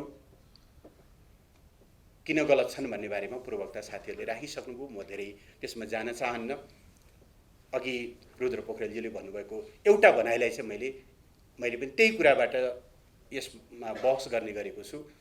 स्थानीय तह र प्रतिनिधि सभा प्रदेश सभाको भिन्नता के हो भने, नम्बर 1, संविधानले प्रतिनिधि सभा र प्रदेश सभाको रिक्तताको परिकल्पना गरेको छ। अगावै विघटन भएदेखि बाहेक ती निकायहरू 5 वर्षको हुनेछन् भनिएको छ। तर स्थानीय तह यस्तो जसमा अगावै विघटन भएदेखि बाहेक भन्ने शब्द छैन, त्यो फिक्स 5 वर्ष टर्मको हो। र दोस्रो, प्रदेश सभा र प्रतिनिधि सभामा पहिले व्यवस्थापिका अथवा विधायिका बन्छ र विधायिकाले सरकार जन्माउँछ। स्थानीय तह यस्तो हो जहाँ पहिले कार्यकारी बन्छ, कार्यकारीले विधायिका जन्माउँछ। यति स्पष्ट व्यवस्थामाथि पनि जुन ढङ्गले छेडखानी गर्ने प्रयत्न भयो, संविधानको अपव्याख्या गर्ने प्रयत्न भयो, दुर्भाग्यपूर्ण छ। म धन्यवाद दिन चाहन्छु युवा सङ्घ लगायतका साथीहरूलाई। हाम्रो पार्टीले लगातार खबरदारी गर्यो। निर्वाचन आयोग पनि यस मामलामा दरगोरी उभियो। हाम्रा कानुन व्यवसायी साथीहरूले यसको पक्षमा दृढतापूर्वक पैरवी गरिरहनु भयो। नेपाली काङ्ग्रेसका भित्रका थुप्रै साथीहरूले पनि समयमा निर्वाचन हुनुपर्छ भन्ने कुरामा जोड दिनुभयो। सबैतिरको दबावबाट सायद अब चाहिँ त्यो खतराको बादल टरेको हो कि भन्ने मलाई लाग्छ। त्यही पनि तातो दुधले मुख पोलेको मान्छे मोही देखे पनि फुफु गर्छ भने जस्तो शेरबहादुर देउवाज्यू, त्यसपछि चुनाव। यो त घोषणा नहुन्जेल त पत्यारै गर्न गाह्रो। त्यस कारणले गर्दा यो खबरदारी राखि नै राख्नु होला। तैपनि भोलिभन्दा परसम्म चाहिँ जानु नपर्ला कि यति साह्रो दबाब भइसकेपछि अब समयमा चुनाव होला भन्ने एउटा अपेक्षा चाहिँ हामीले गरेका छौँ। तर यो बहस चल्नु नै एकदमै अनुचित थियो, किनभने हामी त संविधान कार्यान्वयनको एकदम प्रारम्भिक चरणमा छौँ। संहिता कार्यान्वयनको प्रारम्भिक चरणमा छौँ। यसले एउटा साइकल पनि पुरा गर्न पाएको छैन। प्रतिनिधि सभाले 5 वर्ष कार्यकाल पुरा गरेको छैन। स्थानीय तहका प्रतिनिधिहरूले 5 वर्ष कार्यकाल पुरा गरेका छैनन्। एक कार्यकाल पुरा भएर स्मुथली चुनाव भएर ह्यान्डओभर भएपछि बल्ल संविधान र संहिताको कार्यान्वयनको दिशातिर मुलुक अगाडि बढ्यो भन्ने एउटा अवस्था हुनुभन्दा अगावै, एक कार्यकाल पुरा गर्नुभन्दा अगावै यो ढङ्गले संविधानको अपव्याख्या हुनु, निर्वाचनलाई पर धकेल्ने प्रयत्न हुनु, त्यसका लागि संविधानका छिद्रहरू खोज्ने प्रयत्नहरू हुनु दुर्भाग्यपूर्ण थियो। यसले हाम्रो लोकतन्त्रमाथि अझै पनि जोखिमहरू कायमै छन् भन्ने देखाउँछ। लोकतन्त्रको रक्षाका लागि लगातारको सचेतता र खबरदारी जरुरी छ। यस विषयमा हामीले जे गरिरहेका छौँ त्यो सही छ भन्ने मलाई लाग्छ। दोस्रो, यसमा जाँदा जाँदै यो विषयलाई यही टुङ्ग्याउन म चाहँला, दक्षिण एसियामा स्थानीय तहसम्मै यति राम्रो एउटा ग्रासरुट डेमोक्रेसीको अभ्यास गर्ने मुलुक नेपाल पहिलो हो। हामीभन्दा धेरै पुरानो संविधान भएका मुलुकहरू पनि छन्, तर यति तलसम्म स्पष्ट अधिकारको व्याख्यासहित संस्थागत भएको अरू देशमा यस्तो खालको व्यवस्था छैन। त्यस कारणले पनि यसलाई जोगाउनु जरुरी छ। यसमाथि प्रहार हुने कारणहरू पनि त्यस कारणले बुझ्न सकिने विषयहरू छन्। साथीहरूले चुनावलाई कुनै पनि बहानामा सार्ने, ऐन र संविधान बाजिएको छ भन्ने बहानामा फेरि त्यसमा ढिलासुस्ती गर्न चाहने कुनै पनि प्रयत्नहरू भयो भनेदेखि त्यो खबरदारी निरन्तर गर्नु होला र निर्वाचनको मिति घोषणा भइसकेपछि हामी सबै निर्वाचनमा केन्द्रित भएर अगाडि बढ्नेछौँ। मैले यस विषयमा यति मात्रै भन्दा पुग्छ जस्तो लाग्छ। अब यहाँहरूले अलिकति अबको राजनीतिको बारेमा पनि केही सन्दर्भहरू सुन्न चाहनुभएको छ। म संक्षेपमा मात्रै कुराहरू गर्न चाहन्छु। अबको सन्दर्भमा मैले मुख्यतया 4वटा कुरालाई उल्लेख गरौँला। अघि डाक्टर मिनेन्द्र रिजालले संसदको अवरोधको बारेमा केही कुराहरू गर्नुभएको छ, एउटा विषय। दोस्रो, अब निर्वाचनमा राजनीतिक समीकरणहरू कस्ता बन्छन्, गठबन्धनहरू कस्ता बन्छन्, नेकपा एमाले कुन नीतिका साथ अगाडि बढ्छ भन्ने दोस्रो विषय होला। बहुचर्चित एमसीसीको विषय होला र मुलुकको पछिल्लो राजनीतिक अवस्था, राजनीतिक सामाजिक आर्थिक अवस्थाको स्थिति होला। संक्षेपमा म यी 3-4वटा कुरालाई टच गर्न चाहन्छु। नेकपा एमाले सरकार छोडेको अहिले 6.5 महिना जस्तो भएको छ, तर बडो दुःखका साथ भन्नुपर्छ, राज्य हामी अहिले प्रतिपक्षमा भएर होइन, एउटा सामान्य नागरिकले पनि बुझ्ने विषय के हो भने राज्य चौतर्फी एउटा सङ्कटमा, एक खालको भन्ने हो भने असफलताको दिशातिर जान थालेको अवस्था छ। न्यायालय इतिहासमा कहिल्यै नभएको सङ्कटमा छ। न्यायाधीशज्यूहरू हडतालमा हुनुहुन्छ, सेवाग्राहीहरू अरू त अरू, सङ्कटकालमा समेत रोक्न नमिल्ने बन्दी प्रत्यक्षीकरणका मुद्दाहरूको समेत समयमा फैसला नभएर हप्तौँसम्म उहाँहरू, कसैलाई गैर कानुनी थुनामा राखिएको रहेछ भने उसले समयमा सुनवाई पाउने स्थितिबाट समेत वञ्चित भएको असाध्यै असहज अवस्थाबाट न्यायालय गुज्रिरहेको छ। संसद अवरुद्ध छ। त्यसका कारणहरू छन्, म बताउँला। सरकार जस्तो छैन, यति संवेदनहीनता छ। आज 24 लाख खोप प्रति मात्रा खोप, यद्यपि अहिले कयौँ त्यो सम्झौताहरूमा डिस्क्लोजर गर्न नमिल्ने नन डिस्क्लोजर एग्रिमेन्ट गरेको हुनाले मूल्य बताइएको छैन, तर इन एन एभरेज $10 प्रति मात्रा जस्तोमा हामीले खरिद गरेका खोपहरूको सरदर मूल्य त्यस्तो छ। हिसाब गर्नुहोस् त, 24 लाख मात्रा भनेको कति हो? झन्डै 2.5 अरब जस्तो हो। त्यो त्यति खोप हराएको छ, तर कसैले जवाफदेही लिँदैन। सचिवजीले भन्नुभयो, स्वास्थ्य मन्त्रालयको सचिवजीले, हरायो, कता गयो, मानव यो यति सामान्य विषय जस्तो सरकार कतिसम्म एउटा चाहिँ असंवेदनशील बनेको छ भन्ने कुराको एउटा स्थिति। सरकार जस्तो नरहने, न्यायालय ठप्प हुने, संसद नचल्ने, अर्थतन्त्रका सबै सूचकहरू, तपाईँ व्यवसाय गर्न जानुस्, ब्याङ्कमा ऋण माग्न जानुस्, तरलताको अभाव छ, पैसा दिँदैन ब्याङ्कले। इतिहासको सबैभन्दा तल्लो ग्राफमा झर्यो विदेशी मुद्रा सञ्चिति। नेपालबाट बाहिर जाने पैसा र बाहिरबाट भित्र आउने पैसा, त्यो भुक्तानी सन्तुलन असाध्यै डरलाग्दो गरी त्यो ग्याप बढ्दै गएको अवस्था छ। विकास खर्च 7 महिना हुन लाग्यो 15% कट्दैन। एकदमै अप्ठ्यारो अवस्थामा मुलुक छ र यही बेला सत्तामा रहनुभएका नेताहरू जानी जानी एक खालको भूराजनीतिक द्वन्द्व निम्त्याउँदै हुनुहुन्छ। मैले हेर्दा एमसीसी परियोजना एउटा विकास परियोजना हो। त्यसलाई लिने कि नलिने नेपालको सार्वभौम संसदको, नेपालका राजनीतिक दलहरूको एउटा चाहिँ स्वैच्छिक च्वाइसको विषय हो। तर त्यो विषयलाई लिएर हामी सुनिरहेका छौँ, भर्चुअल मिटिङहरू भइरहेका छन्, विदेशीहरूको एडभाइस लिने खालका कुराहरू भइरहेका छन्। एउटा विकास परियोजनालाई जानी जानी भूरान्तिक एउटा प्रतिस्पर्धाको विषय बनाउने काममा सत्ता गठबन्धनकै नेताहरू लागिरहनु भएको छ। मुलुक असाध्यै गम्भीर अवस्थातिर गइरहेको छ। यसमा म माननीय मिनेन्द्र रिजालको भनाइसँग 100% सहमत छु कि यसको निकास ताजा जनादेशबाट मात्रै हुन्छ। हिजोको जनादेश खण्डित भएकै हो, त्यही भएर नै हामी ताजा जनादेशको माग गरेर प्रतिनिधि सभा विघटनको निष्कर्षमा पुगेका हौँ। किनभने हिजो हामीले एमाले र माओवादी गठबन्धन गरेर गठबन्धनको पक्षमा भोट माग्यौँ। छुट्याउन गाह्रो छ गठबन्धनमा कसको मत कति हो भन्ने कुरा।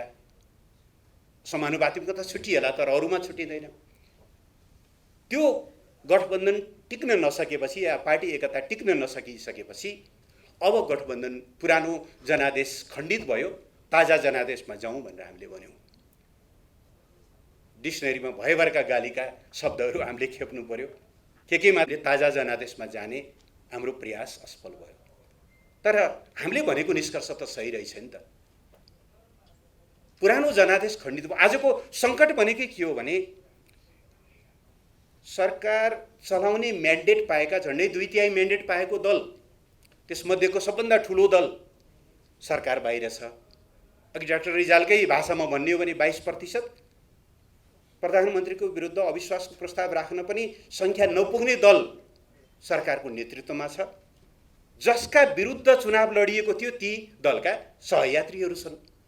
प्रचण्डले लड्नुभएको त उहाँले गर्नु जुन घोषणापत्रका आधारमा लड्नुभयो त्यहाँ त नेपाली काङ्ग्रेस मुख्य प्रतिस्पर्धी अग्रगमनको बाधक भनेर भनिएको छ। जसका विरुद्ध लड्नुभएको छ उहाँ सत्ताको साझेदार हुनुभएको छ। अर्थात् जनादेश एकातिर छ, अहिलेको तारतम्य राजकीय प्रबन्ध अर्कोतिर छ। आजको सङ्कटको विरोधाभास, आजको सङ्कटको कारक यही हो। यो कारकलाई भत्काउनै पर्छ। त्यो भत्किने भनेको ताजा जनादेशमा जाने हो। नेकपा एमाले जहिले इलेक्सनमा जान तयार छ। ताजा जनादेशमा जाने गरी नेपाली काङ्ग्रेसले बहस गर्छ भने स्थानीय तहको चुनाव लगत्तै प्रतिनिधि सभाको चुनावमा जानको निम्ति हामी बिल्कुल तयार छौँ। यो स्थिति जति दिन रहन्छ, किनभने यो उहाँहरूले बनाउनु भएको गठबन्धन पनि अप्राकृतिक हो। हिजो जनताका सामु एक ढङ्गको बाचा कबुल गरिएको छ, सरकार एक ढङ्गले बनेको छ। त्यो धेरै दिन लामो जाँदैन। त्यस कारणले गर्दा ताजा जनादेश अहिलेको निकासको एउटा आधार हो भन्ने कुरालाई म पनि जोड दिएर भन्न चाहन्छु। जहाँसम्म स्थानीय तहको निर्वाचनको कुरा छ, अघि नै हामीले भन्यौँ समयमा हुनुपर्छ, कुनै बहानाबाजी स्वीकार्य छैन र नेकपा एमाले यसमा एक्लै लड्छ। हामीलाई चुनाव सामना गर्नका लागि अरू कसैको सहारा लिनुपर्ने, अरू कसैको बैसाखी टेक्नुपर्ने जरुरी छैन। हाम्रा लागि हामीले गरेका कामहरू हामीले काम गर्दै जाँदा जहाँ जहाँ हामीलाई अवरोध सृजना गरियो र हामीलाई बाटो छेक्ने प्रयत्न भयो, ती तथ्यहरू नै जनताको मन जित्नका लागि पर्याप्त छन्। त्यसो भएर कहिलेकाहीँ ठट्टा हुन्छ नेपाली काङ्ग्रेसका साथीहरूसँग, हामी त गठबन्धन तोडौँला रे, तपाईँहरूले चक्क समाइदिनु भयो भने त अप्ठ्यारो भयो नि त भनेर साथीहरूले कहिलेकाहीँ चिन्ता गर्नुहुन्छ।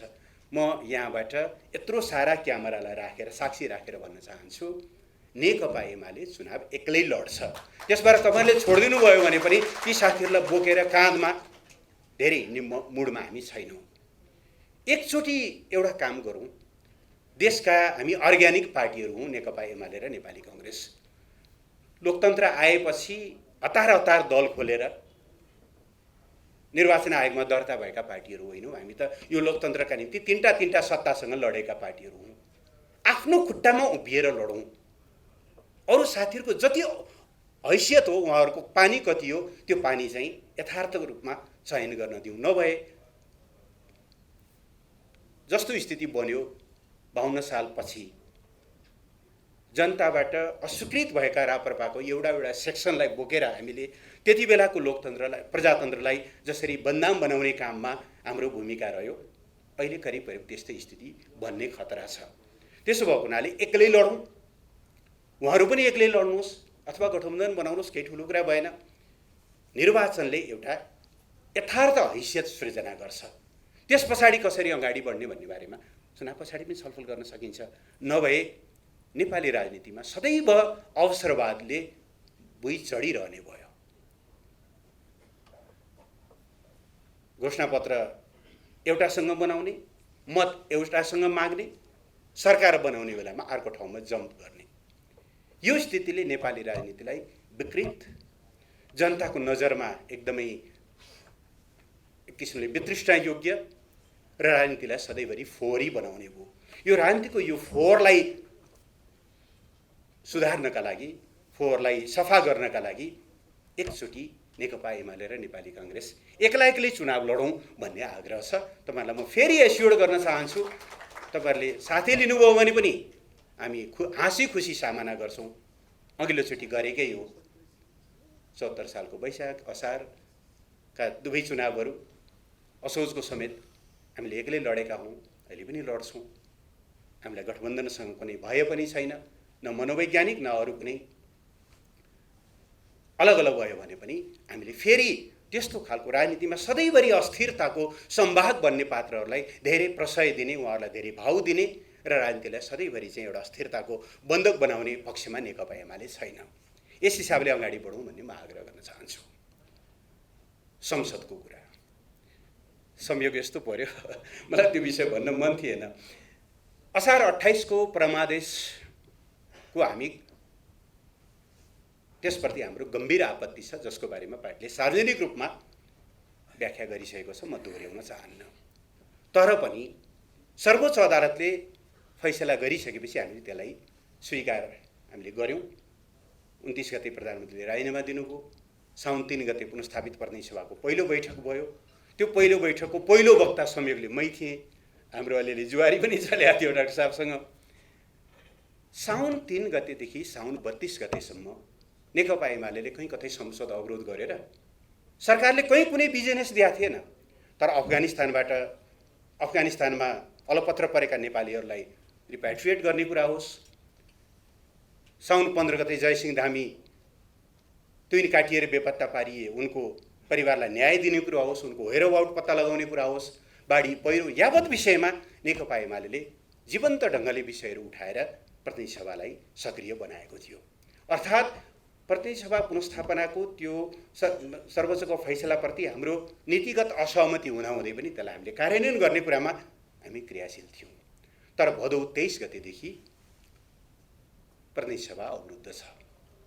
अवरोध अरू कुनै कारणले होइन, संसदको नेता जो फेयर हुनुपर्छ उहाँ फेयर हुनु भएन। जनता समाजवादी पार्टीले सरिता गिरीलाई कारवाही गर्दा 24 घण्टामा सूचना टाँस्नुभयो। माओवादी केन्द्रले टोबहादुर रायमाझी, लेखराज भट्ट, प्रभु शाह, गौरीशङ्कर चौधरीहरूलाई कारवाही गर्दा 48 घण्टाभित्र टाँस्नुभयो। तर नेकपा एमाले आफ्नो पार्टीका सांसदहरू जो अनुशासन उल्लङ्घनको कारणले कारवाहीमा परेका थिए, हामीले कारवाही गरेका सांसदहरूको सूचना उहाँले टाँस्नु भएन। त्यति बेलासम्म टाँस्नु भएन जति बेलासम्म निर्वाचन आयोगले हामीले कारवाही गरेका मान्छेहरूको समेत टाउको गनेर पार्टी नयाँ पार्टी दर्ता गर्ने स्थिति बनेन। अर्थात् उहाँ नेकपा एमालेको विभाजनको कारक बन्नुभयो। हाम्रो लडाइँ त्यहीँनिर हो।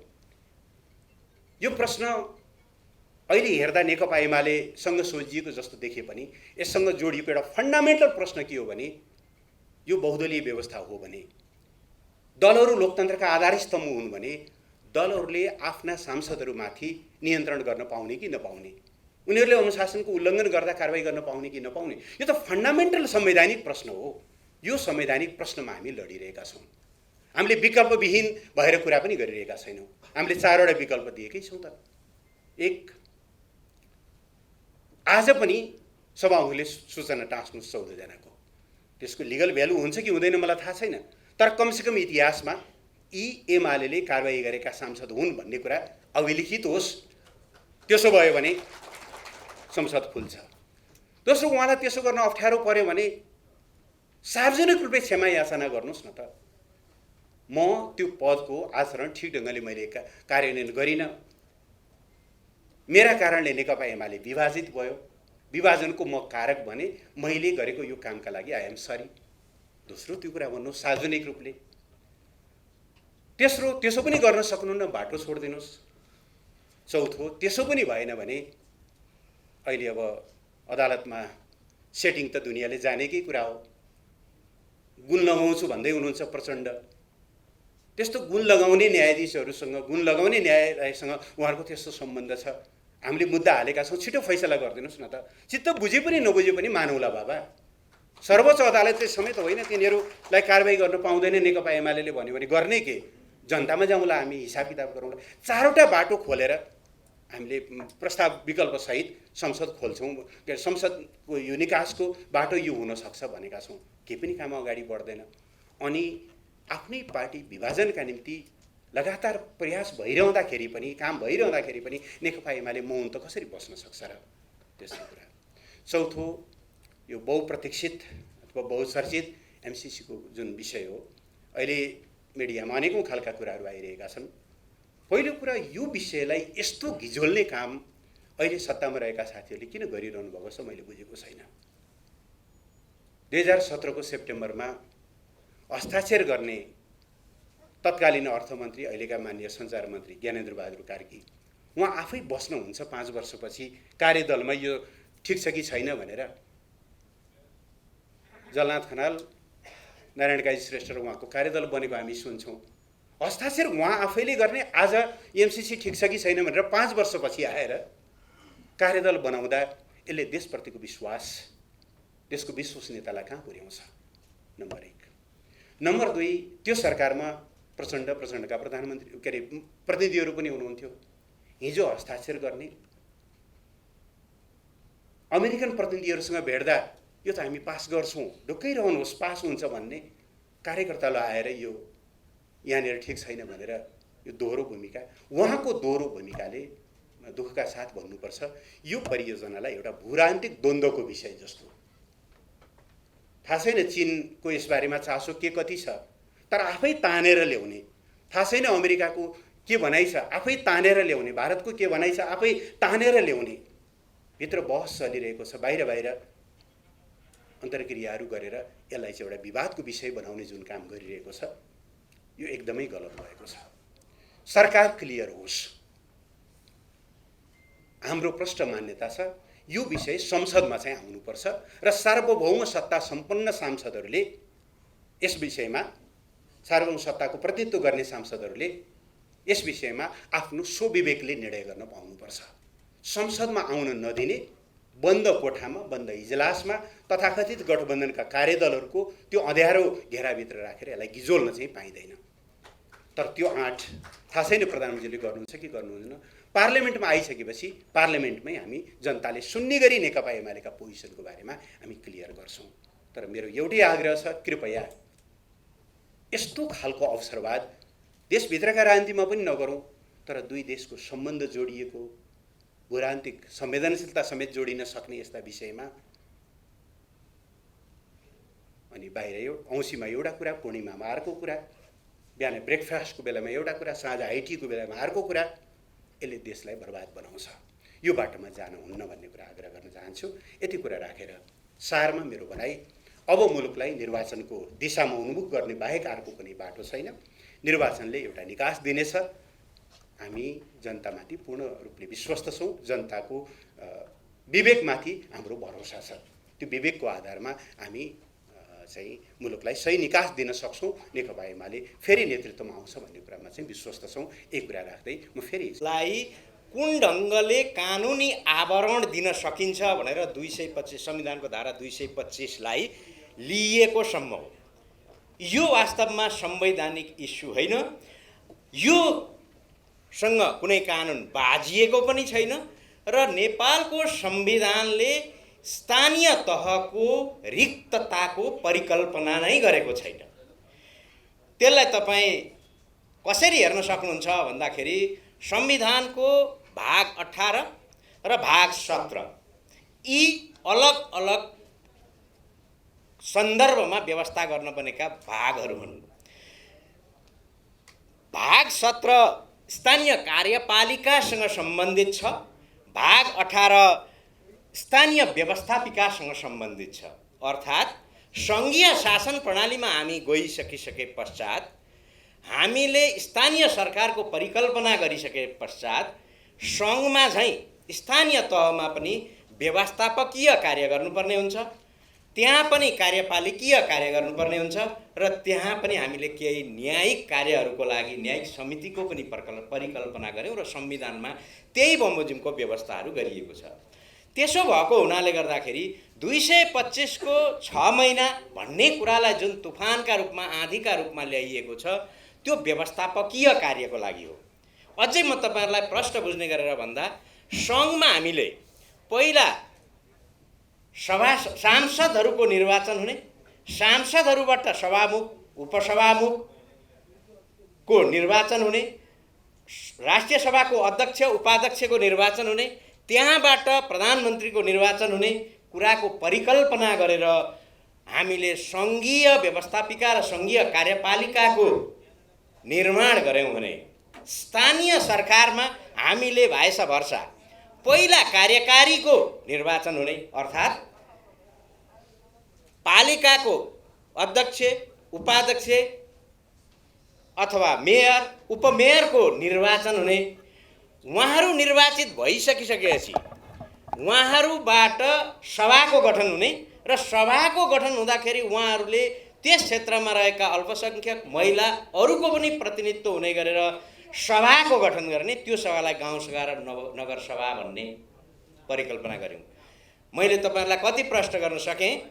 हामी पहिला सांसदको निर्वाचन गरेर प्रतिनिधि सभाको निर्वाचन गरेर त्यो मार्फत सभामुख उपसभामुख र प्रधानमन्त्रीको निर्वाचनको क्रियामा जाने गरेर परिकल्पना गऱ्यौँ भने स्थानीय तहमा हामीले पहिला कार्यकारीको निर्वाचन गरेर कार्यकारी मार्फत सभाको गठन हुने कुराको परिकल्पना गऱ्यौँ।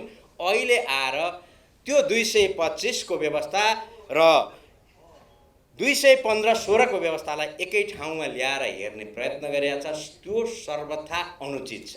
215-216 को व्यवस्था र 225 को व्यवस्था एक आपसमा कहिल्यै भेट नहुने अलग अलग व्यवस्थाहरू हुन्। त्यसकोलाई हामीले दुईटालाई एकै ठाउँमा जोडेर व्याख्या गर्ने प्रयत्न गऱ्यौँ भने हामीले ठिक ढङ्गले व्याख्या गर्दैनौँ। त्यो कार्यपालिकीय अधिकारको एउटा कुरा छ भने एउटा व्यवस्थापकीय कार्यपालिकाको व्यवस्थापकीय प्रक्रियाको अर्को व्यवस्था छ। यो कुरा मैले सबैभन्दा पहिला स्पष्ट गर्न चाहेँ। र अहिले त्यसो भने यो विवाद किन आयो र विवाद फेरि अहिले यो क्षणमा ल्याएर किन गरियो? यो संवैधानिक तथा कानुनी इस्यु होइन, यो राजनैतिक इस्यु हो। अहिले भर्खर अवैधानिक ढङ्गले अध्यादेश ल्याएर एउटा पार्टी फुटाएर नयाँ पार्टीको बलाक ढङ्गले जन्म गराइएको छ। त्यो जन्म गरिएको पार्टी कहिल्यै पनि अहिले निर्वाचनमा जाने हालतमा छैन, ऊ जान चाहिरहेको छैन। र अर्को राजनीतिक एउटा पार्टी छ जो गठबन्धनमै छ, त्यसले जहिले पनि अस्थिरता राज्य प्रणालीका सबै ठाउँमा अस्थिरता निम्त्याउने र त्यो अस्थिरता निम्त्याइसकेपछि त्यो अस्थिरताभित्र आफूलाई स्थिर ठान्ने गर्छ। सबै सुरुदेखिका सबै क्रियाहरूलाई हेर्नुहोस्, त्यो राजनीतिक पार्टी पनि अहिले निर्वाचनमा जान तयार छैन। त्यसो भएको हुनाले गर्दाखेरि यहाँ सँगसँगै एमसिसी पनि जोडिया छ, सत्ता गठबन्धनको भविष्यको कुरा पनि छ। त्यो भएको हुनाले गर्दाखेरि अहिले यो बेलामा यो विवादको जन्म गराएर यो विवादलाई अरू 1-1.5 महिना अरू तन्क्याउन सकियो भने अस्थिरता निम्त्याउन सकिन्छ र स्थानीय तहमा त्यो अस्थिरताको बीचमा आफ्नो अस्तित्वको खोजी गर्न सकिन्छ भन्ने हिसाबले जन्मिएको राजनैतिक विवाद हो। यसमा योभन्दा निकृष्ट ढङ्गले राजनैतिक तहहरूमा राजनीति गरेर स्थानीय निकायहरूमा आफ्नो पकड जमाउन खोज्ने यो जुन प्रयत्न भएको छ यो निन्दनीय छ। यो संवैधानिक कुराको स्थिति होइन, यो कानुनी कुराको पनि यो अवस्था होइन। तपाईले 5 वर्ष पछाडि यसको स्थिति के हुन्छ भनेर हेर्नु भने एकछिनलाई मान्नुहोस्, सङ्घको निर्वाचन हुन सकेन भने त्यसलाई बढाउन सक्ने प्रावधान संविधानले राखेको छ। प्रदेशको निर्वाचन हुन सकेन भने बढाउन सक्ने प्रावधान त्यसमा राखिएको छ। कार्यपालिकाको हकमा पनि सङ्घको हकमा प्रष्ट रूपले एउटा सरकार विघटनपछि अर्को सरकार नआउन्जेलसम्म सरकारको रूपमा त्यही सरकारले काम गर्न सक्ने प्रावधान व्यवस्था हामीले संवैधानिक कानुनी रूपमा गरेका छौँ। स्थानीय सरकारको हकमा हामीले यो व्यवस्थै गरेका छैनौँ। यसको अर्थ पनि के हो भन्दाखेरि 5 वर्षभन्दा पछाडि यसले निरन्तरता पाउँदैन र स्थानीय सरकार रिक्तता जान्छ र त्यसले सङ्घीयताको जुन हामी अहिले अभ्यास गर्दैछौँ यो अभ्यासलाई धरापमा पार्नेछ। एक दिन पनि पछाडि लैजान सक्ने अवस्थाको विद्यमानता छैन। त्यसो भएको हुनाले गर्दाखेरि मेरो कन्क्लुजन एउटै छ, यो संवैधानिक विवाद होइन, यो कानुनी विवाद होइन, संविधान र कानुन प्रष्ट छ। यसमा राजनैतिक रूपले अभिष्ट सिद्ध गर्नको लागि अहिलेसम्म प्रजातन्त्रको रूपमा आफूलाई प्रजातान्त्रिक शक्तिको रूपमा उभ्याइरहेको नेपाली कङ्ग्रेसलाई पनि गठबन्धनका अरू सरह यसमा कलङ्क लगाउने ढङ्गले डोर्याउन खोजिएको छ र हिजोको कुराबाट अलिकति आशाको किरण आएको छ। यद्यपि त्यो सम्पूर्ण रूपमा पुरा भएको छैन। तपाईँहरूकै खबरदारी, तपाईँ मिडियाहरूकै सहयोग र तपाईँ जस्तै अरू प्रजातान्त्रिक शक्तिहरू जसले सङ्घीयता र स्थानीय निकाय, स्थानीय सरकारका सन्दर्भमा आफ्ना धारणाहरू राख्नुभयो, त्यस कारणले गर्दा हिजोको अवस्था आइपुगेको छ। अझै तपाईँहरू ढुक्क भएर बस्न सक्ने अवस्था नभएको हुनाले गर्दा यस्ता खबरदारीहरू अझै जरुरी छ भन्ने कुराहरू यहाँ समक्ष राख्दै मेरो भनाइ यही अन्त गर्दछु। धन्यवाद। यो कोषाध्यक्षज्यू एक्लैको विचार पनि होइन।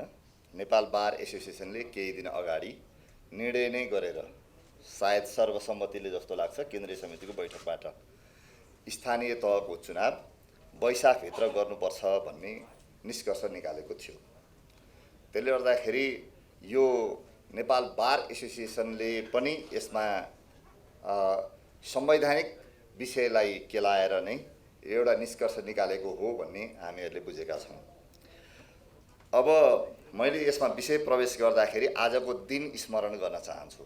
आज माघ 19 राजाले 17 वर्ष अगाडि कु गरेको दिन। यो माघ 19 गतेको दिनमा राजाले कु गरेको दोस्रो पटक थियो। त्यसभन्दा अगाडि 2059 साल असोज 18 गते पहिलो पटक निर्वाचित सरकार अपदस्थ गरिएको दिन थियो। त्यस पछाडि राजाले दलहरूलाई खेलाउन थाले र फुटाउरो शासनको प्रक्रिया थालनी गरे। सँगसँगै त्यसभन्दा जस्ट अगाडि सायद मलाई लाग्छ स्थानीय तहको चुनाव हुन सक्दैन भन्ने हिसाबबाट तत्कालीन सरकार, त्यतिखेर पनि संयोगले प्रधानमन्त्री श्री शेरबहादुर देउवाज्यू नै हुनुहुन्थ्यो, उहाँकै टाइममा स्थानीय तहको चुनाव नगर्ने भन्ने निर्णय भयो। त्यो निर्णय भइसके पछाडि त्यतिखेर पनि हामीहरूले जनमत सिर्जना गर्ने प्रयास गरेका थियौँ। धेरै साथीहरूले स्थानीय तहको निर्वाचन हुनुपर्छ भन्नेमा हुनुहुन्थ्यो। पहिला स्थानीय तहको निर्वाचन गरिएन, त्यसको केही समय पछाडि प्रतिनिधि सभा विघटन पनि भयो र प्रतिनिधि सभाको निर्वाचन पनि गर्ने परिस्थिति सिर्जना गर्न दिइएन र अन्ततोगत्वा आजकै दिन माघ 19 गते राजाले सम्पूर्ण त्यतिखेरको कानुनी र संवैधानिक प्रबन्धहरूलाई समाप्त पारेर सम्पूर्ण अधिकार आफूले लिएका थिए। हामीले 17 वर्ष अगाडिको त्यो घटना बिर्सिनु हुँदैन।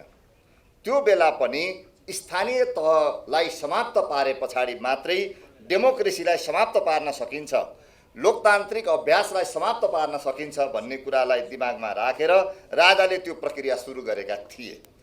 आज फेरि पनि स्थानीय तहको चुनाव समयमा गर्न नदिने हिसाबबाट अहिले भएको संवैधानिक र कानुनी प्रबन्धलाई समाप्त पार्दै लोकतन्त्रलाई समाप्त पार्ने चेष्टा यदाकदाबाट हुन थालेको छ, हामीले देखिरहेका छौँ।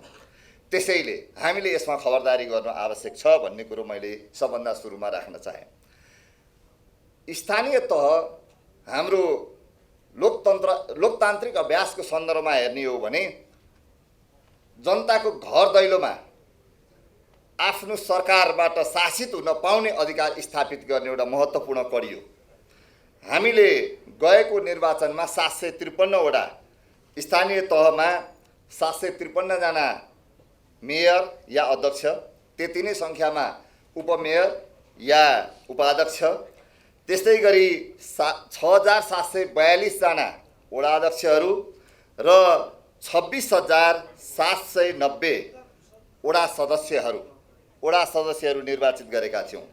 कुल त्यतिखेरको निर्वाचनमा 35,038 जना जनप्रतिनिधिहरू प्रत्यक्ष रूपमा निर्वाचित हुनुभएको थियो। त्यतिखेर 178 सिट सायद निर्वाचनमा खाली थिए, 178 सिट। त्यतिखेरको निर्वाचनमा सायद कसैले नोमिनेसन गर्नु नभएको या कुनै कारणले रिक्त थियो होला। त्यस पछाडि उहाँहरू निर्वाचित भएर आइसकेका जनप्रतिनिधिहरूले गाउँपालिकाको सन्दर्भमा दलित र अल्पसङ्ख्यकहरूबाट 2-2 जना कार्यपालिकामा मनोनित हुने व्यवस्था छ। त्यस्तै गरी नगरपालिकामा 3-3 जना मनोनयन हुने व्यवस्था छ। त्यो समेत हेर्ने हो भनेदेखि हामीहरूले कुल 1479 जना अरू थप जनप्रतिनिधिहरू थपिएका थिए। त्यस हिसाबबाट हेर्ने हो भनेदेखि कुल जनप्रतिनिधिको सङ्ख्या अब हुने निर्वाचनबाट 36,715 जना निर्वाचित हुने अवस्था छ। यो 36,715 जना व्यक्ति मात्रै होइन, यो भनेको जनताको घर दैलोमा सेवा गर्नको लागि निर्वाचित हुने जनप्रतिनिधि हो र उहाँहरूले नै लोकतन्त्रलाई संस्थागत रूपमा विकास गर्दै लिएर जाने मुख्य कडी हो। त्यसैले अहिले निर्वाचन नगर्नु भनेको यति नै सङ्ख्याका जनप्रतिनिधिबाट शासित हुन पाउने प्रत्येक नागरिकको हकलाई समाप्त पार्ने कुरा हो। त्यसैले हामी यसमा सचेत हुनु आवश्यक छ भन्ने कुरो मैले यहाँ जोड्न चाहेँ। अब यस पछाडि सँगसँगै यो संविधानको धारा 225 लाई टेकेर पछिल्लो कालमा 6 महिनासम्म थप्न सकिन्छ र कानुन संशोधन गर्ने हो भनेदेखि त त्यसमा पनि थप्न सकिन्छ। 1 वर्षसम्म स्थानीय तहको चुनाव नगरी बस्न सकिन्छ भन्ने प्रचार प्रसार व्यापक रूपमा हुन थाल्यो। त्यसको सन्दर्भमा हेर्ने हो भने अघि एउटा पाठ हाम्रो रुद्रजीले स्पष्ट गरिसक्नु भएको छ। कार्यपालिका र व्यवस्थापिकाको कम्पोजिसनै नितान्त फरक ढङ्गले हाम्रो संविधानमा राखिएको छ।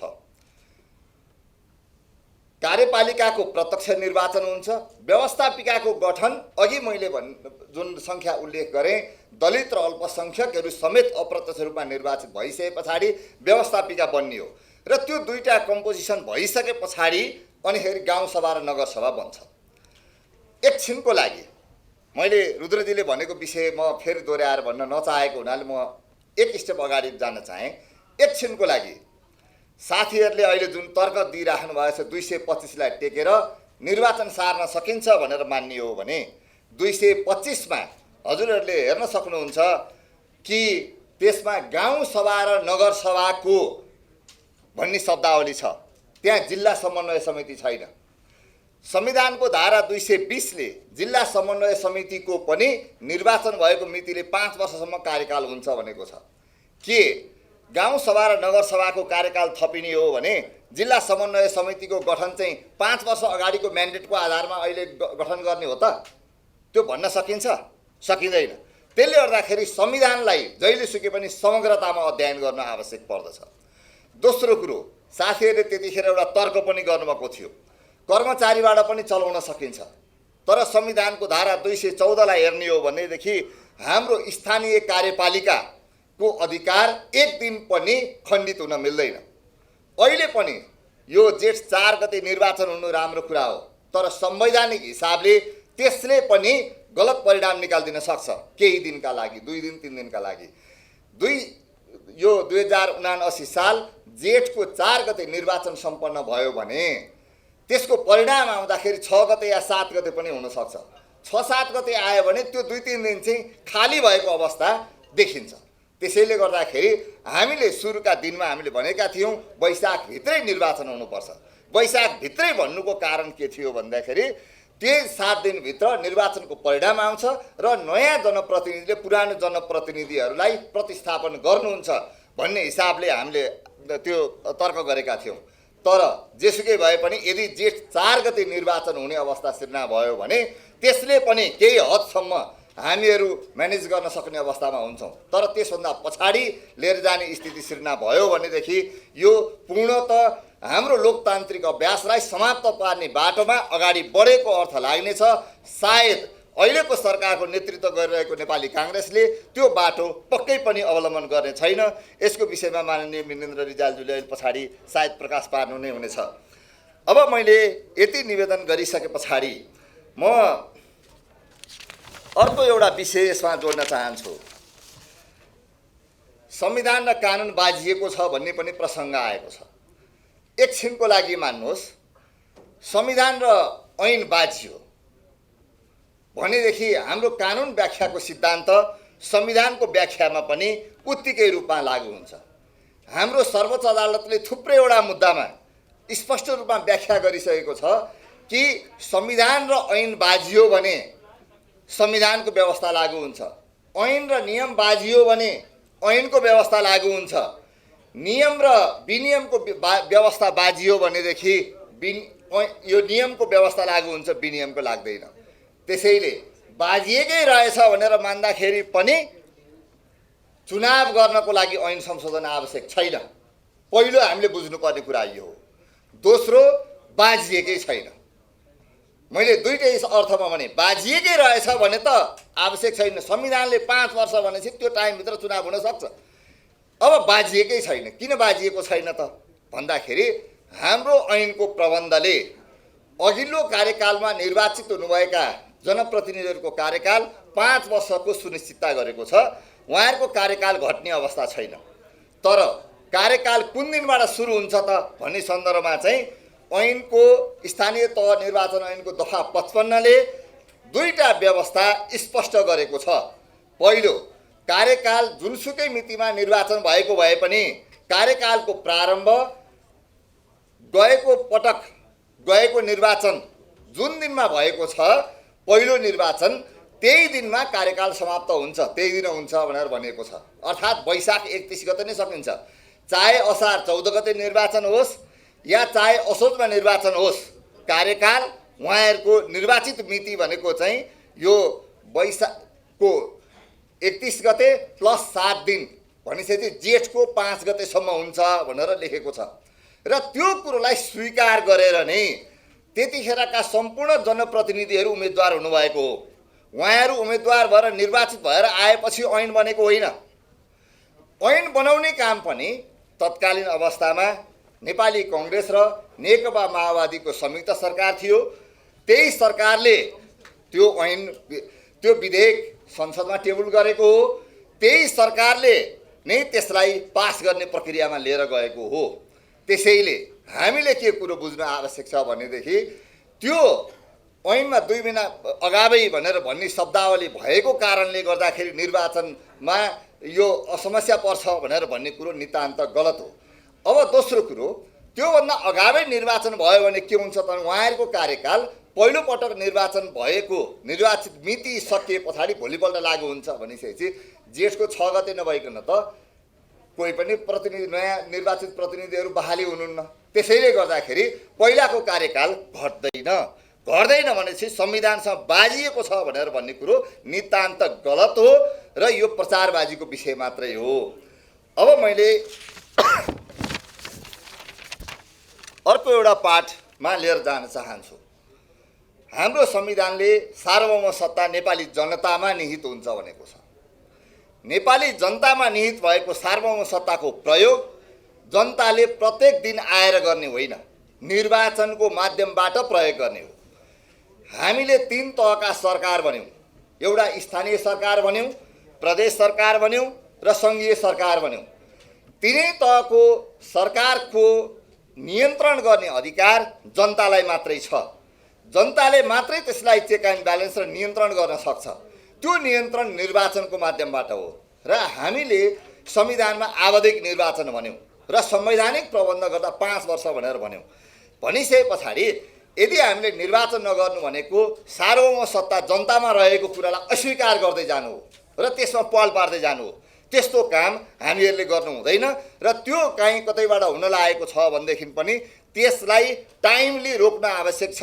जुन काममा तपाईँ हामी सचेत ढङ्गले लागेका छौँ यसको लागि संलग्न हुनुभएका सम्पूर्ण साथीहरूलाई म धन्यवाद पनि दिन चाहन्छु। अब अन्तिममा अर्को एउटा पाठ पनि थियो, सायद यस्तो स्थिति नआओस्। हामी परिकल्पना गरौँ, हिजो निर्वाचन आयोग र सम्माननीय प्रधानमन्त्रीज्यूको बिचमा कुराकानी भयो। कुराकानी हुँदा जेठको 4 गते निर्वाचन हुने भन्ने सहमति भएको छ, तर अहिलेसम्म क्याबिनेटले निर्णय गरिसकेका छैन। मान्नुहोस्, सरकारले डिसिजन गरेन, निर्वाचनको मिति तोकेन, के हुन्छ? त्यस्तो अवस्थामा यसभन्दा अगाडिको एउटा म दृष्टान्त लिएर जान्छु, तपाईँहरूको ध्यानाकर्षण गराउन चाहन्छु, अनि त्यस पछाडि यो विषयमा प्रवेश गर्छु। गएको जेठमा तत्कालीन सम्माननीय प्रधानमन्त्री केपी शर्मा ओलीज्यूले प्रतिनिधि सभा विघटन गरिसके पछाडि एउटा प्रश्न उठ्या थियो, सभामुख आफैले संसदको अधिवेशन बोलाउन मिल्छ कि मिल्दैन? हाम्रा नेपालका ठुला ठुला वकिल विद्वानहरूले सभामुख आफैले बोलाउन मिल्छ भनेर भन्नुभयो। सायद बुझेर या नबुझेर तपाईँ हामी कोही पनि लाग्यौँ होला मिल्छ भन्ने तरिकाले हाम्रो अदालतले अचेल फैसला गर्ने बेलामा बाहिर मौसम हेरेर फैसला गर्ने गरेका छ, कानुन र संविधान त्यति हेर्दैन। अनि उहाँहरूले पनि बाहिर मौसम हेरिसकेपछि एउटा फैसलामा के लेख्नु भएछ भने, त्यो फैसला हेर्नुहोस्, त्यो परमादेश जारी गर्दाखेरिको फैसला, त्यसमा संविधानको धारा 93 मा सरकारको सिफारिसमा सभामुखले संसदको अधिवेशन बोलाउने भनेको छ। यदि संसदको अधिवेशन त्यसरी बोलाइएन भने सभाका सदस्य र सभामुख मिलेर आफै बोलाउन पाइन्छ भन्ने फैसला गरेका छ। त्यतिखेर यो राम्रोसँग बुझ्न आवश्यक छ। म तपाईहरुको अगाडि के कुरो क्लियर गर्न चाहन्छु पहिला भने, त्यो फैसलामा लेखिएको यो पाठ सभामुख आफैले बैठक बोलाउन सक्छ भन्ने पाठ असंवैधानिक हो, अलोकतान्त्रिक हो। अब यो चाहिँ संविधान विपरीत हो, तर अदालतको आदेश हो, मान्नुपर्छ। असंवैधानिक अलोकतान्त्रिक हो, तर पनि अदालतको आदेश हो, मान्नुपर्छ। हाम्रो संविधानको धारा 128 ले त्यसलाई मान्नुपर्छ भनेको छ। अब त्यही कुरो म यहाँ जोड्न चाहन्छु। अहिलेको सरकारले निर्वाचन गराउनको लागि परामर्श लिएर निर्वाचनको मिति तोक्नुपर्छ भनेको छ। मिति तोकेन भने के गर्ने? निर्वाचन आयोग चुप लाएर बस्न मिल्छ? मिल्दैन। निर्वाचन आयोगले आफै मिति तोकेर अगाडि बढ्नुपर्छ। त्योभन्दा बाहेक अरू कुनै पनि संवैधानिक विकल्प छैन। संविधानको धारा 246 म तपाईहरुलाई हेर्नको लागि अनुरोध गर्छु। संविधानको धारा 246 ले कहीँ पनि निर्वाचन आयोगलाई सरकारसँग परामर्श गरेर डेट तोक भन्दैन। त्यो व्यवस्था संविधानमा राखिएको छैन। निर्वाचन, राष्ट्रपति उपराष्ट्रपतिको निर्वाचन, प्रतिनिधि सभाको निर्वाचन, राष्ट्रिय सभाको निर्वाचन या प्रदेश सभाको या स्थानीय तहको निर्वाचन गर्नको लागि संविधान र कानुनबमोजिम निर्वाचन आयोग आफैले गर्ने भन्ने भाषा प्रयोग गरिएको छ। त्यहाँ सरकारको परामर्शको कुरो छैन। 5 वर्षमा सरकारले तोकेन भनेदेखि निर्वाचन आयोगले तोकेर जान सक्छ। किनभने त्यो सर्वोच्च अदालतको त्यो सभामुखको सन्दर्भमा दिएको आदेश उत्तिकै रूपमा यहाँ पनि लागू हुन्छ, उत्तिकै रूपमा लागू हुन्छ। त्यसैले हामीले के भन्छौँ भने, एउटा कसैलाई समाप्त पार्नको लागि जारी गरिएको आदेश भोलि पर्सि उसैलाई समाप्त पार्नको लागि पनि त्यो प्रयोग हुन सक्छ। यो कुरा हेक्का राख्नुपर्छ। यो मैले यो प्रबन्ध, संवैधानिक प्रबन्ध यहाँ जोड्नुको कारण पनि छ। किनभने यदि सरकारले भोलि पर्सि 3-4 दिनसम्म गरेन भने अब हाम्रो खबरदारी निर्वाचन आयोगमा केन्द्रित हुनुपर्छ र यही कुरोलाई टेकेर अगाडि बढ्नुपर्छ भन्ने कुरो मैले यसमा जोड्न चाहेँ। अब म अन्तिममा हामीहरूले जेठ 4 गते निर्वाचन हुने भनेर जुन भनिएको छ त्यो होस्, त्यसमा सचेतनतापूर्वक हाम्रो खबरदारी केन्द्रित गर्नुपर्छ। तर म एउटा राजनीतिक विषय यसमा जोड्न चाहन्छु। नेपालमा केही राजनीतिक दलहरू शान्ति अनि त्यस पछाडि समृद्धि विकासको विषयलाई लिएर अगाडि बढे। उनीहरूले नीति सिद्धान्त त्यता बनाए, केही राजनीतिक दलको सिद्धान्त अलिक पृथक छ। उहाँहरूले के भन्नुहुन्छ भन्दाखेरि उहाँहरूले चाहिँ 2-3टा शब्दावली प्रयोग गर्नुहुन्छ। त्यसको समग्र सिद्धान्तको नाम के पथ भन्छन् मैले बिर्सेँ। त्यसमा के छ भनेदेखि अन्तर्विरोधमा खेल्ने अनि ढाडमा टेकेर टाउकोमा हान्ने अनि त्यस पछाडि उहाँहरूले अर्को एउटा शब्दावली प्रयोग गर्नुहुन्छ। एउटा सिद्धान्त उहाँहरूको छ, त्यसमा क्रमभङ्ग गर्ने, पहिला क्रमभङ्ग, धक्का, महाविपत्ति अनि छलाङ, यो सिद्धान्त बोक्ने एउटा राजनीतिक दल छ। अब मैले यो प्रसङ्ग जोड्न चाहिरहेको छु। उहाँहरूले स्थानीय तहको चुनाव नगर्ने, सार्ने भन्नुभयो, क्रमभङ्ग भयो। यस पछाडि के हुन्छ, धक्का दिने भनेर भन्नुहुन्छ, कर्मचारीलाई भर्ती गर्ने या सर्वदलीय संयन्त्र भनेर सुरु गर्नुहुन्छ। त्यस पछाडि त संवैधानिक अराजकता सुरु भयो, महाविपत्ति जन्मियो। महाविपत्ति जन्मिएपछि त्यही हो उहाँहरूले छलाङ मार्ने। त्यसले गर्दाखेरि उहाँहरूको सिद्धान्त त्यही हो त बाबा। अब त्यो सिद्धान्तलाई मानेर पुच्छर लाग्दै जाने या त्यस्तो सिद्धान्तलाई जहाँ पुगेको छ त्यहाँ ब्रेक लगाएर हामीले शान्ति, समृद्धि र चाहिँ विकासको बाटोमा अगाडि बढ्ने। अब हामीसँग चोइस गर्ने यो दुईटा मात्रै छ। हामी पहिलो त्यो क्रमभङ्ग, धक्का अनि महाविपत्ति र छलाङको बाटो जाने होइन, शान्ति, विकास र समृद्धिको बाटोमा अगाडि बढ्नुपर्छ। त्यो बाटोमा अगाडि बढ्नको लागि तपाईँहरू सबैको खबरदारीको आवश्यक छ। यति कुरो म राख्दै यसमा बोल्ने मौका दिन्छु।